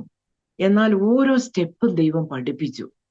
ഇവിടെയുള്ള കൗണ്ടി ഗവൺമെന്റ് ഓഫീസുകളിലെ ലൈസൻസിന്റെ കാര്യങ്ങള്, ഹെൽത്ത് ഡിപ്പാർട്ട്മെന്റിന്റെ കാര്യങ്ങള് എല്ലാം പഠിക്കുവാൻ ദൈവം എന്നെ സഹായിച്ചു. അങ്ങനെ ഇരിക്കവേ 2016 ഞാൻ ബോംബെക്ക് പോയി. അന്ന് എൻ്റെ വലിയ മോൻ ബോംബെയിലാണ്. 2013 ഇളയ മോൻ ബോംബെയിൽ നിന്നും ഇമിഗ്രന്റ് ആയിട്ട് ഇവിടോട്ട് ഗ്രീൻ കാർഡിൽ വരാനിടയായി. എന്നാൽ വലിയ മോന് അവിടെ ആയിരുന്നു. അവന് ഈ സ്പോർട്സ് കളിക്കുന്നത് കൊണ്ട് എല്ലാ രാജ്യങ്ങളിലും പോകുമൊക്കെ പറഞ്ഞ് അവൻ അവിടെ ബോംബെയിലായിരുന്നു. എന്നാൽ മാതാവിന്റെ സമാധാനമില്ലായ്മ കൊണ്ട് ഞാൻ പോകുവാനിടയായി. പെട്ടെന്ന് അവന് ഒരു വിസിറ്റിംഗ് വിസയ്ക്ക് അപ്ലൈ ചെയ്തു. അവനപ്പോൾ അതിനു മുൻപ് ഇവിടെ 2 പ്രാവശ്യം വന്നതുകൊണ്ട് ദൈവത്തിന് കരുണയുള്ളത് കൊണ്ടും അവന് വിസ അപ്രൂവ് ആയി. അങ്ങനെ 2016 വലിയ മോനും ബെന്നും എൻ്റെ കൂടെ കടന്നു വരുവാനിടയായി. അങ്ങനെ ഞങ്ങളെ ചില വർഷങ്ങൾക്ക് ശേഷം ഒരുമിച്ചാക്കി, കുഞ്ഞുങ്ങളെയും എന്നെയും ഒരുമിച്ചാക്കി ഇവിടെ പാർക്കുവാൻ ദൈവം ഭാഗ്യം തന്നു. അങ്ങനെ ഇരിക്കുമ്പോൾ 2017 നവംബർ മാസത്തില് എൻ്റെ ദുബൈയിലുള്ള അങ്കിളും കുടുംബവും, എൻ്റെ മാതാവിൻ്റെ ഇളയ സഹോദരി ന്യൂയോർക്കിൽ നിന്നും, അങ്ങനെ അമ്മാമ്മയുടെ മകളും കുടുംബവും എല്ലാവരും കൂടെ ഞങ്ങൾക്ക് ദാനമായി തന്ന ഭവനത്തിൽ വന്ന് സന്തോഷിപ്പാന്, ദൈവത്തെ ആരാധിപ്പാന്, മഹത്വപ്പെടുത്തുവാനൊക്കെയും ഇടയായി. അവർ നവംബർ മാസം 2017 മടങ്ങിപ്പോയി. എന്നാൽ അടുത്ത മാസം പെട്ടെന്ന് ഇങ്ങനെ 2017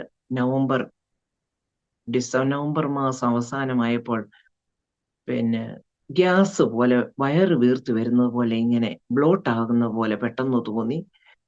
സാധാരണയുള്ള ഡോക്ടറെ പോയി കാണുവാനിടയായി.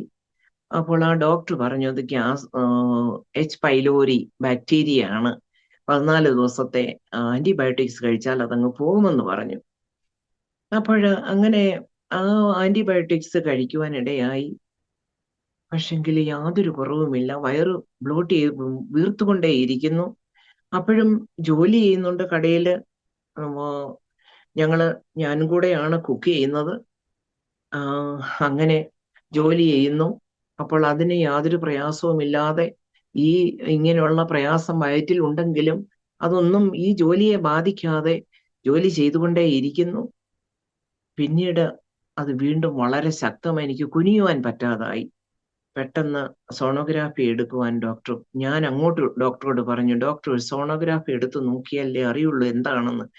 അങ്ങനെ സോണോഗ്രാഫി എടുത്തപ്പോഴാണ് അറിയുന്നത് 30 സെന്റിമീറ്റർ ഉള്ള ഒരു വലിയ മുഴ എൻ്റെ വയറ്റിലുണ്ട് എന്നുള്ളത്. അങ്ങനെ അത് വീണ്ടും ഓൺകോളജിസ്റ്റിനെ കാണിക്കുവാൻ അവർ റെഫർ ചെയ്തു. അങ്ങനെ ബ്ലഡ് വർക്ക് എല്ലാം ടെസ്റ്റ് ചെയ്ത് കഴിഞ്ഞപ്പോൾ അറിയുവാനിടയായി, സകലരും ഭയപ്പെടുന്ന മാരകമായ ക്യാൻസർ എൻ്റെ ശരീരത്തെയും ബാധിച്ചുവെന്ന്. അതായത് ഒവേറിയൻ ക്യാൻസർ സ്റ്റേജ് 3B. പെട്ടെന്ന് ഫെബ്രുവരി 1 2018 എൻ്റെ സർജറി ഇവിടുത്തെ വലിയൊരു ഹോസ്പിറ്റലിൽ വെച്ച് നടക്കുവാൻ ദൈവം സഹായിച്ചു. ഡോക്ടർ എൻ്റെ ഓവറി, യൂട്രസ്, ഫെലോപ്പിയൻ ട്യൂബ്സ്, എല്ലാ അവയവങ്ങളും ഡോക്ടേഴ്സ് റിമൂവ് ചെയ്യുവാനിടയായി. യാതൊരു ഹോപ്പും ഞങ്ങൾക്ക് പറയുവാനില്ല. എത്ര നാൾ ജീവിക്കുമെന്ന് ഞങ്ങൾക്കറിയില്ല. എന്നാൽ ഞങ്ങളെ കഴിയുവോളം ഞങ്ങൾ ചെയ്യാമെന്ന് ആ ഡോക്ടർ പറയുവാനിടയായി. ഞങ്ങൾ പൊയ്ക്കൊണ്ടിരിക്കുന്ന സഭയിലെ കർത്താവിൻ്റെ ദാസന്, എൻ്റെ കുഞ്ഞുങ്ങൾ, എൻ്റെ പ്രിയപ്പെട്ടവൻ, ഞങ്ങളെ ഒരുമിച്ച് സർജറിയുടെ ദിവസം രാവിലെ പോകുവാനിടയായി. എന്നാൽ രാവിലെ 8:30 എന്നെ സർജറിക്ക് വേണ്ടി കൊണ്ടുപോയി. ആ സമയം പ്രിയപ്പെട്ടവരും കർത്താവിൻ്റെ ദാസനും കൂടെ ഹോസ്പിറ്റലിൽ ഒരു ചാപ്പൽ റൂമുണ്ട്, അതിനുള്ളിൽ പ്രാർത്ഥിച്ചുകൊണ്ടേയിരുന്നു. സർജറി 3-4 മണിക്കൂർ 5 മണിക്കൂർ സാധാരണയാകുമ്പോൾ വെളിയിൽ കൊണ്ടുവരും, റിക്കവറി റൂമിൽ കൊണ്ടുവരും. ഇത് വൈകുന്നേരമായി 6 7 എന്നെ റിക്കവറി റൂമിൽ കൊണ്ടുവന്നില്ല. എല്ലാവരും വെളിയിൽ നിന്നവർ ഭാരപ്പെട്ടു, എനിക്കൊന്നും അറിയുന്നില്ലല്ലോ. എന്നാൽ പ്രാർത്ഥന അനേക സ്ഥലങ്ങളിൽ ഇരുന്നു കൊണ്ട് പ്രാർത്ഥിപ്പാനിടയായി. അങ്ങനെ വളരെ വൈകി എന്നെ റിക്കവറി റൂമിൽ കൊണ്ടുവന്നു. പിന്നീടാണ് ബ്ലഡ് ടെസ്റ്റ് ചെയ്ത് നോക്കിയിട്ടാണ്, ബയോപ്സി എടുത്തപ്പോഴാണ് അറിയുന്നത് സ്റ്റേജ് 3B ക്യാൻസർ ആണെന്നുള്ളത് അറിയുവാനിടയായി. അറിഞ്ഞപ്പോൾ ഞാൻ വളരെ കരയുവാനിടയായി. കർത്താവേ, കഴിഞ്ഞ കാലങ്ങളിൽ കടന്നുപോയ അവസ്ഥകൾ, ചെറുപ്പകാലത്തിൽ ഹസ്ബൻഡ് മരിച്ചുപോയി, പിന്നീടുള്ള കാര്യങ്ങൾ, പല കാര്യങ്ങൾ കർത്താവെ കടന്നുപോയി. അവിടെയെല്ലാം നീ കൂടെ ഇരുന്നു. നീ എന്നെ കൈവിടല്ലേ കർത്താവേ. അങ്ങനെ കർത്താവിന്റെ സന്നിധിയിൽ വീണ്ടും കർത്താവിനോട് അടുക്കുവാൻ, ഒന്നുകൂടെ അടുക്കുവാൻ ദൈവം എനിക്ക് ഭാഗ്യം തരികയായിരുന്നു. 18 കീമോ, ആദ്യത്തെ സർജറിയിൽ 18 കീമോ എടുത്തു. മുടിയെല്ലാം പോയി. അപ്പോഴും ഞാൻ എൻ്റെ മാതാവിന്റെ ഇളയ സഹോദരി ന്യൂയോർക്കിലുണ്ടെന്ന് ഞാൻ പറഞ്ഞല്ലോ, പ്രിയ അമ്മാമ എന്നെ ശുശ്രൂഷിപ്പാനായി 1.5 മാസം എൻ്റെ കൂടെ കടന്നു വന്നു. ആ അമ്മാമ്മയാണ് ഞങ്ങളുടെ കുടുംബങ്ങളിൽ നിന്ന് ആദ്യമായിട്ട് യേശുവിനെ കണ്ടുമുട്ടിയ അമ്മാമ്മ. നിരന്തരം എൻ്റെ റൂമിൽ ഇരുന്നു കൊണ്ട് പ്രാർത്ഥനയും കർത്താവിനോട് അപേക്ഷയും മാത്രമായിരുന്നു ചെയ്തുകൊണ്ടിരുന്നത്. അതെനിക്ക് ഒത്തിരി താങ്ങും തണലുമായി. അനേകര് പ്രാർത്ഥിപ്പാനിടയായി. ലോകത്തിന്റെ വിവിധ ഇടങ്ങളിലുള്ളവർ, അറിയുന്നവര്, ബന്ധുക്കള് ഒക്കെയും പ്രാർത്ഥിപ്പാനിടയായി. സഭയിലുള്ളവര്, ബോംബെയിലുള്ളവരെല്ലാം പ്രാർത്ഥിപ്പാനിടയായി. അങ്ങനെ എൻ്റെ അസുഖം ഭേദമായി. ഞാൻ ഓരോ കീമോ എടുക്കാൻ പോകുമ്പോഴും അവിടെയുള്ളതായ നേഴ്സസിനോട് എൻ്റെ കർത്താവിനെ പറ്റി ഞാൻ പറയുമായിരുന്നു. അവർ പറയും, ഇങ്ങനെ ഒരു പേഷ്യന്റിനെ ഞങ്ങൾ ഒരിക്കലും കണ്ടിട്ടില്ല എന്ന്. കീമോതെറാപ്പി, ക്യാൻസറായി ഇത്രയും സീരിയസ് ആയിട്ടുള്ള ഒരു അവസ്ഥയില് കീമോ എടുത്തുകൊണ്ടിരിക്കുമ്പോഴും യേശുവിനെ ഉയർത്തുന്ന ഒരു വ്യക്തിയെ ഞങ്ങൾ കണ്ടിട്ടില്ല. ഞാൻ വർഷങ്ങൾക്ക് ശേഷം ഒരു നേഴ്സിനെ 2-3 മാസങ്ങൾക്ക് മുൻപ് കാണുവാനിടയായി. അവൾ എന്നോട് പറഞ്ഞത്, നീയാണ് എന്നെ ബൈബിൾ വായിക്കുവാൻ പഠിപ്പിച്ചത്, പ്രോത്സാഹിപ്പിച്ചത്. ഞാൻ എൻ്റെ മോൻ എൻ്റെ കൂടെ കടന്നു വന്നെന്ന് കീമോയ്ക്ക് അവനോട് പറഞ്ഞു. അവളുടെ ഫോണിൽ ഒരു കാത്തലിക് ഫിലിപ്പിയൻ ലേഡിയാണ്, RN നേഴ്സാണ്. ഡൗൺലോഡ് ചെയ്ത് കൊടുത്തു ബൈബിള്. അങ്ങനെ അവൾ ബൈബിൾ വായിക്കുവാനിടയായി. എൻ്റെ ട്രീറ്റ്മെന്റ് കഴിഞ്ഞ് ഞാൻ പോരുമ്പോൾ എല്ലാവരും വളരെ സങ്കടത്തോടെയാണ്, എന്ന് പറഞ്ഞാൽ ഞാൻ പോകുന്നല്ലോ എന്ന് ഓർത്ത്. എനിക്ക് ട്രീറ്റ്മെന്റ് കഴിഞ്ഞ് എനിക്ക് സുഖമായി എന്ന് അറിഞ്ഞതിൽ സന്തോഷവും, എന്നാൽ എന്നെ മിസ് ചെയ്യുന്നു എന്നറിഞ്ഞ് ദുഃഖവുമായിരുന്നു അവർക്ക്. എല്ലാവരും, ഞാൻ ഓരോ വ്യക്തിയോടും ആരോടും മടി കൂടാതെ അവിടെ എല്ലാം ഇരുന്നുകൊണ്ട് ആ അവസ്ഥയിലും എൻ്റെ കർത്താവിനെ ഉയർത്തുവാൻ എന്നെ ദൈവം സഹായിച്ചു. അങ്ങനെ 4 വർഷങ്ങൾ ഞാൻ ക്യാൻസർ ഫ്രീ ആയിട്ട് ഇരുപ്പാനിടയായി. 2018 ഫെബ്രുവരിയിൽ സർജറി കഴിഞ്ഞു. എങ്കിലും 2019 ഡിസംബറിൽ പെട്ടെന്ന് എനിക്ക് ഹെർണിയ ഉണ്ടാകുവാനിടയായി. അടുത്തൊരു സർജറി. അവിടെയും ദൈവം എൻ്റെ കൂടെ ഇരുന്നു. അത് കഴിഞ്ഞ് 4 വർഷക്കാലം മരുന്നുകളൊന്നുമില്ലാതെ ക്യാൻസർ ഫ്രീ ആയിട്ടിരുന്നു. 2022 വീണ്ടും എൻ്റെ ബ്ലഡ് വർക്ക് എടുത്ത് നോക്കിയപ്പോൾ ബ്ലഡിനകത്ത് ഉള്ളതായ റിസൾട്ട് ലെവൽ ഹൈ ആയി ഇരിക്കുന്നു. അപ്പോൾ ഡോക്ടർക്ക് പെട്ടെന്ന് സംശയമായി. അങ്ങനെ CT സ്കാൻ എടുക്കുവാനിടയായി, പെറ്റ് സ്കാൻ എടുക്കുവാനിടയായി. അങ്ങനെ പെറ്റ് സ്കാൻ എടുത്തപ്പോൾ മനസ്സിലായി, എൻ്റെ സ്പ്ലീനയില് ബാധിച്ചിരിക്കുന്നു ക്യാൻസറിന്റെ ചില സെല്ലുകൾ. പെട്ടെന്ന് സർജറി എടുക്കുവാനിടയായി. എൻ്റെ സ്പ്ലീൻ റിമൂവ് ചെയ്തു. പാൻക്രിയാസിന്റെ ഒരു ഭാഗം കട്ട് ചെയ്ത് കളയുവാനിടയായി. എന്നാൽ ഇതൊന്നും എൻ്റെ ശരീരത്തിന് ഒരു ബലഹീനതയോ ജോലി ചെയ്യുന്നതിന് എനിക്കൊരു ബുദ്ധിമുട്ടോ ഉണ്ടായിട്ടില്ല. എനിക്ക് ആരോഗ്യം പഴയതുപോലെ എൻ്റെ കർത്താവ് തന്നു. ഞാന് റെസ്റ്റോറൻറ്റിൽ കീമോതെറാപ്പി കഴിഞ്ഞും ഞാൻ റെസ്റ്റോറൻറ്റിൽ പോകുമായിരുന്നു. ജോലി ചെയ്യില്ല, പക്ഷെ ഞാൻ അവിടെ ഇരിക്കുമായിരുന്നു പ്രാർത്ഥിച്ചുകൊണ്ടേ. കാരണം എൻ്റെ കസ്റ്റമേഴ്സിന് ആർക്കും അറിയത്തില്ലായിരുന്നു എനിക്കിങ്ങനെ ഒരു രോഗം വന്നെന്ന്. എപ്പം അവർ നോക്കിയാലും ഞാൻ അവിടെ ഉണ്ട്. ഞാൻ അവരോട് എൻ്റെ സാക്ഷ്യം പറയുമ്പോഴാണ് അവർ മനസ്സിലാക്കിയത് എനിക്കിങ്ങനെ ഒരു രോഗം വന്നു എന്നുള്ളത്. ദൈവത്തിൻ്റെ കരുണ എത്ര വലിയതാണ്. അങ്ങനെ 2022 വീണ്ടും ട്രീറ്റ്മെന്റ്, സർജറി കഴിഞ്ഞു. ഈ പറഞ്ഞ പോലെ 18 കീമോ എടുക്കാനിടയായി. 36 കീമോസ് എൻ്റെ ശരീരത്തിൽ ടോട്ടൽ എടുക്കുവാനിടയായി. മുടിയെല്ലാം പോയി. അന്നൊക്കെ വളരെ മാനസികമായി ഭാരമുണ്ടായി. ഏതു സ്ത്രീക്കും ഉണ്ടാകുന്നതാണല്ലോ, മുടിയെല്ലാം പോയി കഴിഞ്ഞ മനുഷ്യരുടെ മുൻപിൽ എങ്ങനെ പോകും? എന്നാൽ അവിടെയെല്ലാം ദൈവം എന്നെ സഹായിച്ചു, താങ്ങി, നടത്തി. 2022 സർജറി കഴിഞ്ഞ് ഡോക്ടർ പറഞ്ഞു കീമോ പില്ല് കഴിക്കണമെന്ന് പറഞ്ഞു. അതായത് എത്ര നാൾ കഴിക്കണമെന്നറിയില്ല. എല്ലാ മാസവും ആദ്യമേ ബ്ലഡ് വർക്ക് ചെയ്യും, പിന്നെ 3 months ആയി, പിന്നെ 6 months ആയി, ഇടയ്ക്ക് പെറ്റ് സ്കാൻ എടുക്കും. അങ്ങനെ ഡെയിലി 4 ടാബ്ലറ്റ് ലിൻപാർസ എന്ന് പറയുന്ന കീമോ ടാബ്ലറ്റ് എനിക്ക് പ്രിസ്ക്രൈബ് ചെയ്ത് തന്നു. ദേവദാസനെ, ആ മെഡിസിൻ, ഒരു മാസത്തെ ആ മെഡിസിന്റെ വില $15,136 ആണ്. ഒറ്റ മാസം ഞാൻ കഴിക്കുന്ന ആ മരുന്നിന്റെ വില. എന്നാൽ സ്വർഗത്തിലെ ദൈവം എനിക്ക് ഇൻഷുറൻസ് തന്നതുകൊണ്ട് ഒരു പൈസ പോലും മുടക്കാതെ കണ്ട് ആ മരുന്ന് എനിക്ക് ലഭിക്കാൻ ഇടയായി. ദൈവത്തിന് സ്തോത്രം.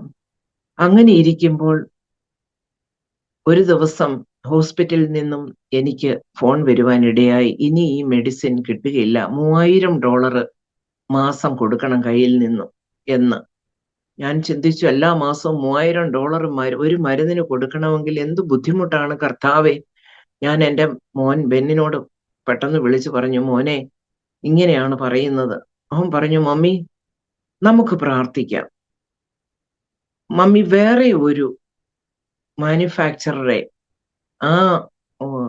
ആ ഫാർമസിക്ക് കണ്ടുപിടിക്കാൻ പറ്റും, അത് പ്രാർത്ഥിക്കാം നമുക്ക്. വേറൊരു സോഴ്സ് മമ്മിക്ക് ഈ മരുന്ന് ലഭിക്കാൻ ദൈവം സഹായിക്കുമെന്ന് പറഞ്ഞു. ഒരു 15 മിനിറ്റ് പോലും ആയില്ല, എനിക്ക് ആ ഫാർമസിയിൽ നിന്നും വീണ്ടും ഫോൺ വരികയാണ്. Miss Varghese, we got another manufacturer. നിനക്കൊന്നും കൊടുക്കണ്ട, ഒരു പൈസ പോലും നീ പേ ചെയ്യണ്ട. ദൈവം തക്ക സമയത്ത് ഇറങ്ങി വന്ന് പ്രവർത്തിക്കുന്ന ഓരോ പ്രവൃത്തികളെയും ഓർത്ത് വർണ്ണിപ്പാൻ എത്ര വർണ്ണിച്ചാലും മതിയാകുകയില്ല അവൻ എൻ്റെ ജീവിതത്തിൽ ചെയ്ത നന്മകളെ.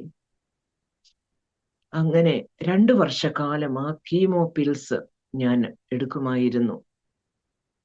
എനിക്ക് വളരെ മാനസികമായ പ്രയാസമൊക്കെ ഉണ്ട്. എങ്കിലും ഞാൻ എൻ്റെ ദുഃഖങ്ങളൊന്നും അങ്ങനെ അറിയിക്കാതെ സന്തോഷത്തോടെ കർത്താവിൽ ആശ്രയിച്ച അനേകരുടെ പ്രാർത്ഥന എനിക്ക് വലിയ കോട്ടയും സപ്പോർട്ടുമായിരുന്നു. അനേകരുടെ പ്രാർത്ഥന, നാട്ടിൽ അനേകര്, നോർത്ത് ഇന്ത്യയിൽ അനേകര്. 1.5 മാസങ്ങൾക്ക് മുൻപ് എനിക്ക് പെറ്റ് സ്കാൻ എടുത്തു. ഡോക്ടർ എന്നോട് പറഞ്ഞു, നോ മോർ മെഡിക്കേഷൻ, നീ ഇനി ഒരിക്കലും മെഡിസിൻ എടുക്കണ്ട. അന്ന് കർത്താവിന്റെ ദാസനോട് ഞാൻ പറഞ്ഞില്ല, എനിക്കൊരു ടെസ്റ്റ് ഉണ്ട്. അത് അന്ന് ആ ടെസ്റ്റ് ആയിരുന്നു പെറ്റ് സ്കാൻ. ബ്ലഡ് വർക്ക്, സിഗ്നേറ്റർ എന്ന് പറഞ്ഞ ഒരു ബ്ലഡ് വർക്ക് ഉണ്ട്. ബോഡിയിൽ എവിടെയെങ്കിലും ഒരു സെല്ലിലെങ്കിലും ക്യാൻസറിന്റെ എന്തെങ്കിലും ഒരു സെല്ലുണ്ടോ എന്ന് കണ്ടുപിടിക്കുന്ന ഒരു ബ്ലഡ് വർക്ക്, അതും എടുക്കാൻ ഇടയായി. അങ്ങനെ ഡോക്ടർ എന്നോട് പറഞ്ഞു, നീ ഇനി മരുന്നേ എടുക്കണ്ട. അങ്ങനെ സ്വർഗത്തിലെ ദൈവം എന്നെ ക്യാൻസർ ഫ്രീ ആക്കി നിർത്തിയിരിക്കുന്നത് ഓർത്ത് ദൈവത്തിന് സ്തോത്രം ചെയ്യുന്നു. ഈ അവസ്ഥയിലും കഴിഞ്ഞ 2018 തൊട്ട് 7 വർഷക്കാലങ്ങൾ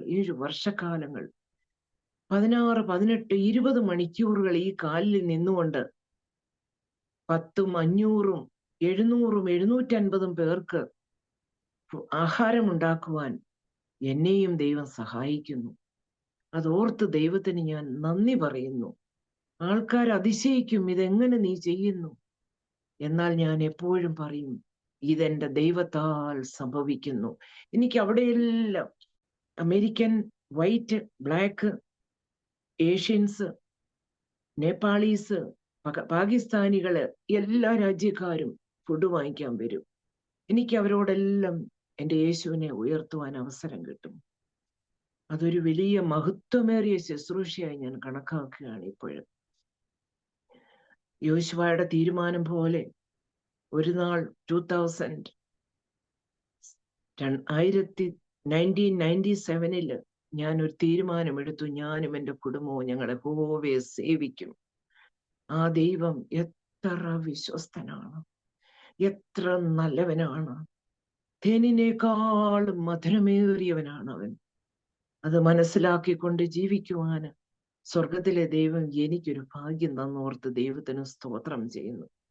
എൻ്റെ ആഗ്രഹം എൻ്റെ കുടുംബത്തിലുള്ള എല്ലാവരും, എൻ്റെ കുഞ്ഞുങ്ങളും എൻ്റെ കർത്താവിനെ അതുപോലെ സേവിക്കണമെന്നുള്ളതാണ്.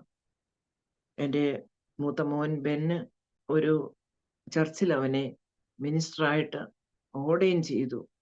1.5 വർഷങ്ങൾക്ക് മുൻപ് 2024 ഫെബ്രുവരി 25 ഞാൻ അതോർത്ത് ദൈവത്തിന് സ്തോത്രം ചെയ്യുന്നു. ഒരു മനുഷ്യൻ സർവ്വലോകവും നേടിയാലും തൻ്റെ ആത്മാവിനെ നഷ്ടമാക്കിയാൽ എന്ത് പ്രയോജനം?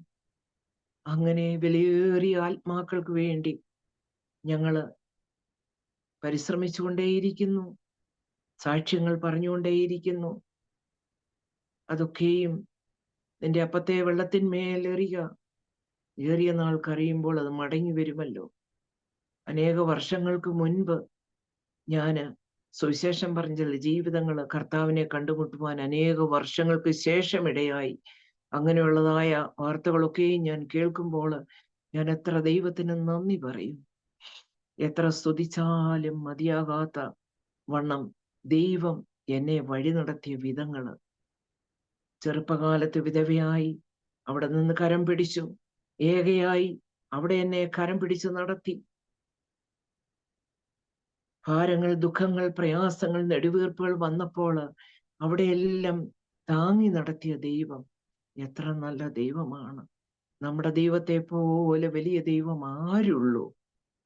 ഞങ്ങൾ ഇവിടെ ഒരു ചർച്ചിൽ കടന്നുപോയിക്കൊണ്ടിരിക്കുന്നു. ചെറിയൊരു കൂട്ടായ്മയാണ്. ദുഃഖിക്കുന്നവരുടെയും ഭാരപ്പെടുന്നവരുടെയും ഒക്കെ അടുത്ത് കടന്നു പോകാൻ സാധിക്കുമെങ്കിൽ ഞങ്ങൾ കടന്നു പോകും, അവരെ ആശ്വസിപ്പിക്കും. അതൊക്കെയും ചെയ്യുവാൻ ഈ രാജ്യത്തില് ദൈവം എനിക്കും ഭാഗ്യം തന്നു. ഞാന് 2007 മധ്യത്തിൽ ഇവിടെ കടന്നു വരുമ്പോൾ എങ്ങനെ കാര്യങ്ങൾ മുൻപോട്ട് പോകും എന്ന് ചിന്തിച്ച സമയത്ത് സ്വർഗത്തിലെ ദൈവം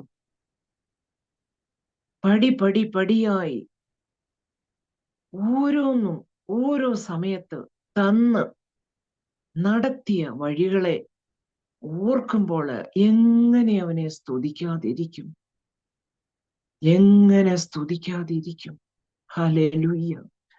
നമ്മുടെ ദൈവം എത്ര വലിയവനാണ്, എത്ര വിശ്വസ്തനാണ്.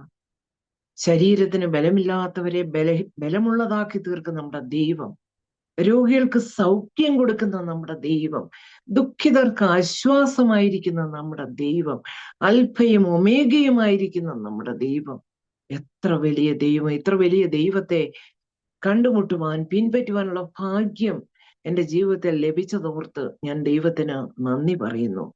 ഇതിന്റെ പുറകിൽ അനേകരുടെ പ്രാർത്ഥനയുണ്ട്. പ്രത്യേകിച്ച് എൻ്റെ മാതാവിൻ്റെ സഹോദരി, ഞാൻ പറഞ്ഞല്ലോ, ആദ്യമായി എൻ്റെ മാതൃഭവനത്തിൽ നിന്നും ആദ്യമായി ക്രിസ്തുവിനെ കണ്ടുമുട്ടിയ മാമയാണ്.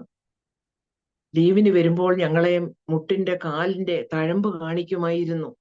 ഞങ്ങൾ ചോദിക്കും, ഇതെന്താണ് മാമയെന്ന് ചോദിക്കുമ്പോൾ പറയും, മക്കളെ, നിങ്ങൾക്ക് വേണ്ടി മുട്ടുമേ നിന്ന് പ്രാർത്ഥിക്കുന്നതാണെന്ന്. എന്നാൽ അന്നൊക്കെ അതൊരു ലൈറ്റായിട്ട് മാത്രമേ ഞാൻ എടുത്തിട്ടുള്ളൂ. അന്ന് അതിനുള്ള അറിവേ ഉള്ളായിരുന്നു. എന്നാൽ ഇന്ന് ഞാൻ ചിന്തിക്കും, എന്തുമാത്രം കണ്ണുനീരിന്റെ ഫലമായിട്ടാണ് ഏഴയായി അടിയനും ദൈവത്തെ കണ്ടുമുട്ടിയത് എന്ന്. ഞങ്ങളുടെ കുടുംബങ്ങളിൽ നിന്നും അനേകരും ഇനിയും യേശുവിനെ കണ്ടുമുട്ടുവാൻ ബാക്കിയുണ്ട്.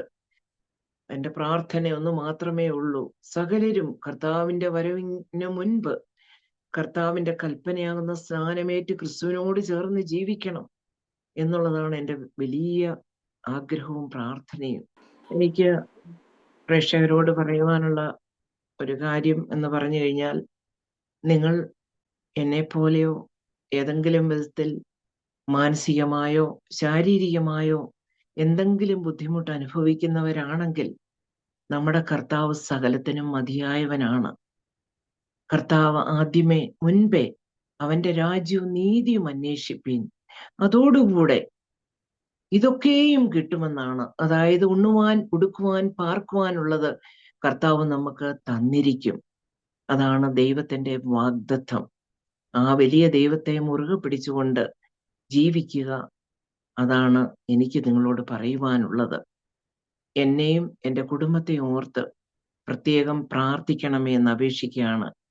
ഞങ്ങളുടെ ചെറിയ ബിസിനസ് ദൈവനാമ മഹത്വത്തിനു വേണ്ടി നിലനിൽക്കേണ്ടതിന്, അനേകർക്ക് അതൊരാശ്വാസവും കൈത്താങ്ങുമായിരിക്കേണ്ടതിന് പ്രത്യേകം ദൈവമക്കൾ എല്ലാവരും പ്രാർത്ഥിക്കണമെന്ന് അപേക്ഷിക്കുന്നു. ഞാൻ പറഞ്ഞതുപോലെ എനിക്ക് 2 കുഞ്ഞുങ്ങളാണ്, 2 ആൺമക്കളാണ്. അവരെ ഓർത്ത് പ്രത്യേകം പ്രാർത്ഥിക്കണം. ബെൻ ആൻഡ് ലിയോ, അവര് അവിവാഹിതരാണ്. കർത്താവ് തക്ക സമയത്ത് തക്ക തുണകളെ അവർക്ക് വേണ്ടി ഒരുക്കി കൊടുക്കണം. ഞങ്ങൾ കുടുംബമായി കർത്താവിന്റെ വേല ചെയ്ത് ജീവിക്കണം. അതാണ് ഞങ്ങളുടെ ആഗ്രഹം. അതിന് പ്രത്യേകമായി പ്രാർത്ഥിക്കണമെന്ന് അപേക്ഷിക്കുന്നു. ഇത്രയും സമയം എന്നെ കേട്ടുകൊണ്ടിരുന്ന അരോമ ടിവിയുടെ പ്രേക്ഷകരോട് എൻ്റെ നന്ദിയും സ്നേഹവും ദൈവനാമത്തിൽ ഞാൻ അറിയിക്കുന്നു.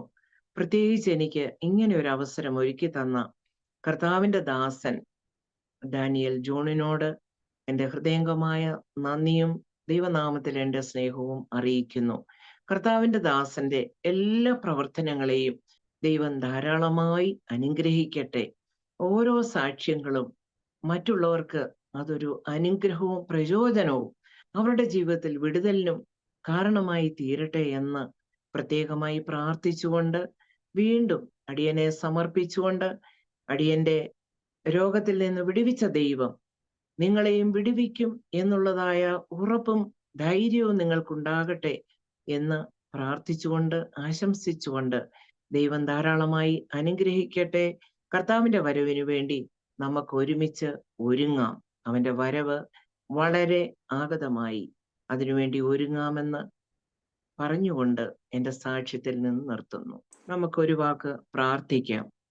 മഹാപരിശുദ്ധനും നിത്യനുമായ ദൈവമേ, സ്വർഗീയ നല്ല പിതാവേ, അനുഗ്രഹിക്കപ്പെട്ട നല്ല സമയത്തിനായി സ്തോത്രം ചെയ്യുന്നു. ഏത് സമയത്തും ഞങ്ങളുടെ അപ്പന്റെ അടുത്തേക്ക് ഞങ്ങളുടെ വിഷയങ്ങളുമായി കടന്നു വരുവാന് ഞങ്ങൾക്ക് സ്വാതന്ത്ര്യം തന്നതോർത്ത് സ്തോത്രം ചെയ്യുന്നു. ഹല്ലേലൂയ്യ. അവിടുത്തെ പൊന്നുകരങ്ങളിലേക്ക് അരോമ ടിവിയുടെ എല്ലാ പ്രേക്ഷകരെയും, കർത്താവിന്റെ ദാസൻ ഡാനിയൽ ജോണിനെയും സഹപ്രവർത്തകരെയും കുടുംബത്തെയും എല്ലാവരെയും ഏൽപ്പിച്ച് പ്രാർത്ഥിക്കുന്ന കർത്താവെ, ലോകത്തിന്റെ വിവിധ ഇടങ്ങളില് കർത്താവിന്റെ മഹത്വമേറിയ സാക്ഷ്യം വഹിപ്പാൻ തക്കവണ്ണം അനേകരെ വീണ്ടും എഴുന്നേൽപ്പിക്കട്ടെ.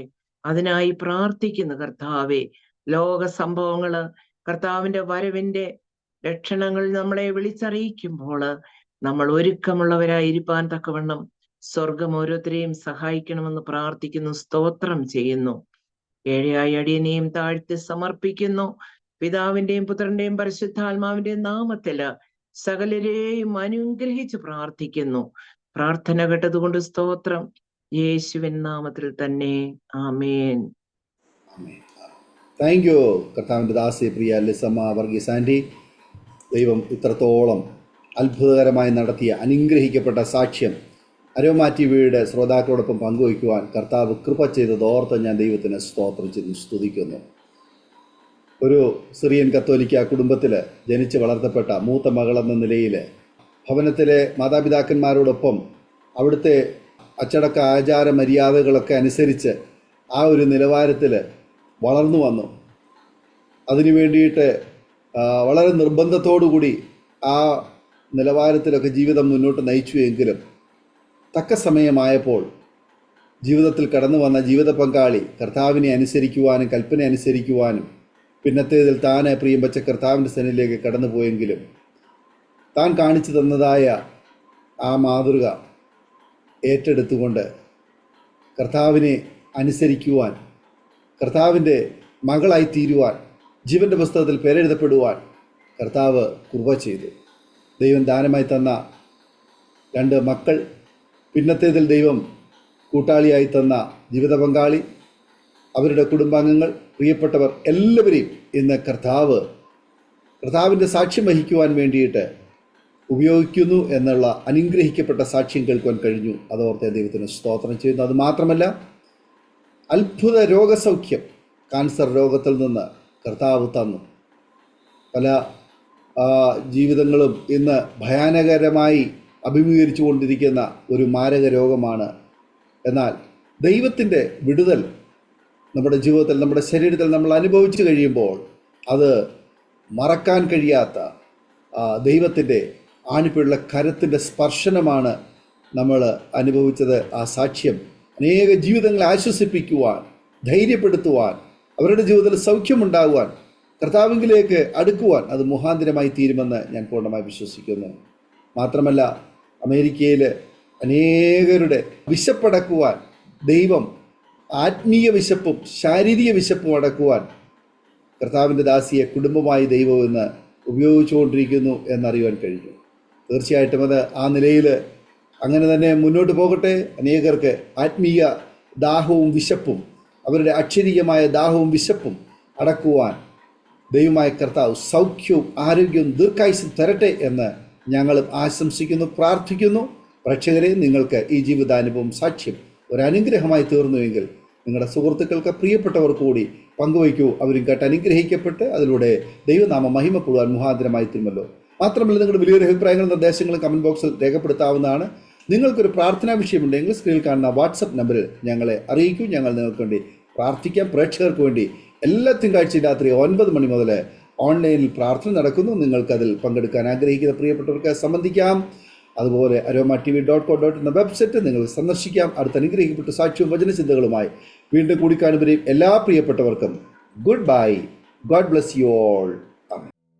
ഓർമ്മയുടെ മനോരഥത്തിൽ മായാത്ത ഓർമ്മയ്ക്കായി അരോമ മാട്രിമോണിയിൽ നിന്നും ജീവിത പങ്കാളിയെ കണ്ടെത്തൂ. നിങ്ങൾ ഒരു ക്രിസ്തീയ ജീവിത പങ്കാളിയെ അന്വേഷിക്കുകയാണോ? അതോ മക്കൾക്ക് അനുയോജ്യമായ ഒരു തക്ക തുണയ്ക്ക് വേണ്ടി പ്രാർത്ഥിക്കുന്ന വ്യക്തിയാണോ? എങ്കിൽ അരോമ മാട്രിമോണി നിങ്ങൾക്ക് വേണ്ടിയാണ്. ഇന്നു തന്നെ സൗജന്യമായി രജിസ്റ്റർ ചെയ്യൂ. അരോമ മാട്രിമോണിയുടെ പ്രത്യേകതകൾ: രജിസ്ട്രേഷൻ തികച്ചും സൗജന്യം. ലോകത്തെവിടെയുമുള്ള അനുയോജ്യമായ ക്രിസ്തീയ ജീവിത പങ്കാളിയെ തിരഞ്ഞെടുക്കാം. വിവാഹം നടക്കുന്നതുവരെ സർവീസ് ലഭിക്കുന്നു. ഏറ്റവും ചെറിയ പാക്കേജുകളും തിരഞ്ഞെടുക്കാം. അരോമ മാട്രിമോണി നിങ്ങൾക്കായി ഒരുക്കുന്നു വിവാഹം പരമാനന്ദം. Email aroma matrimony2020@gmail.com.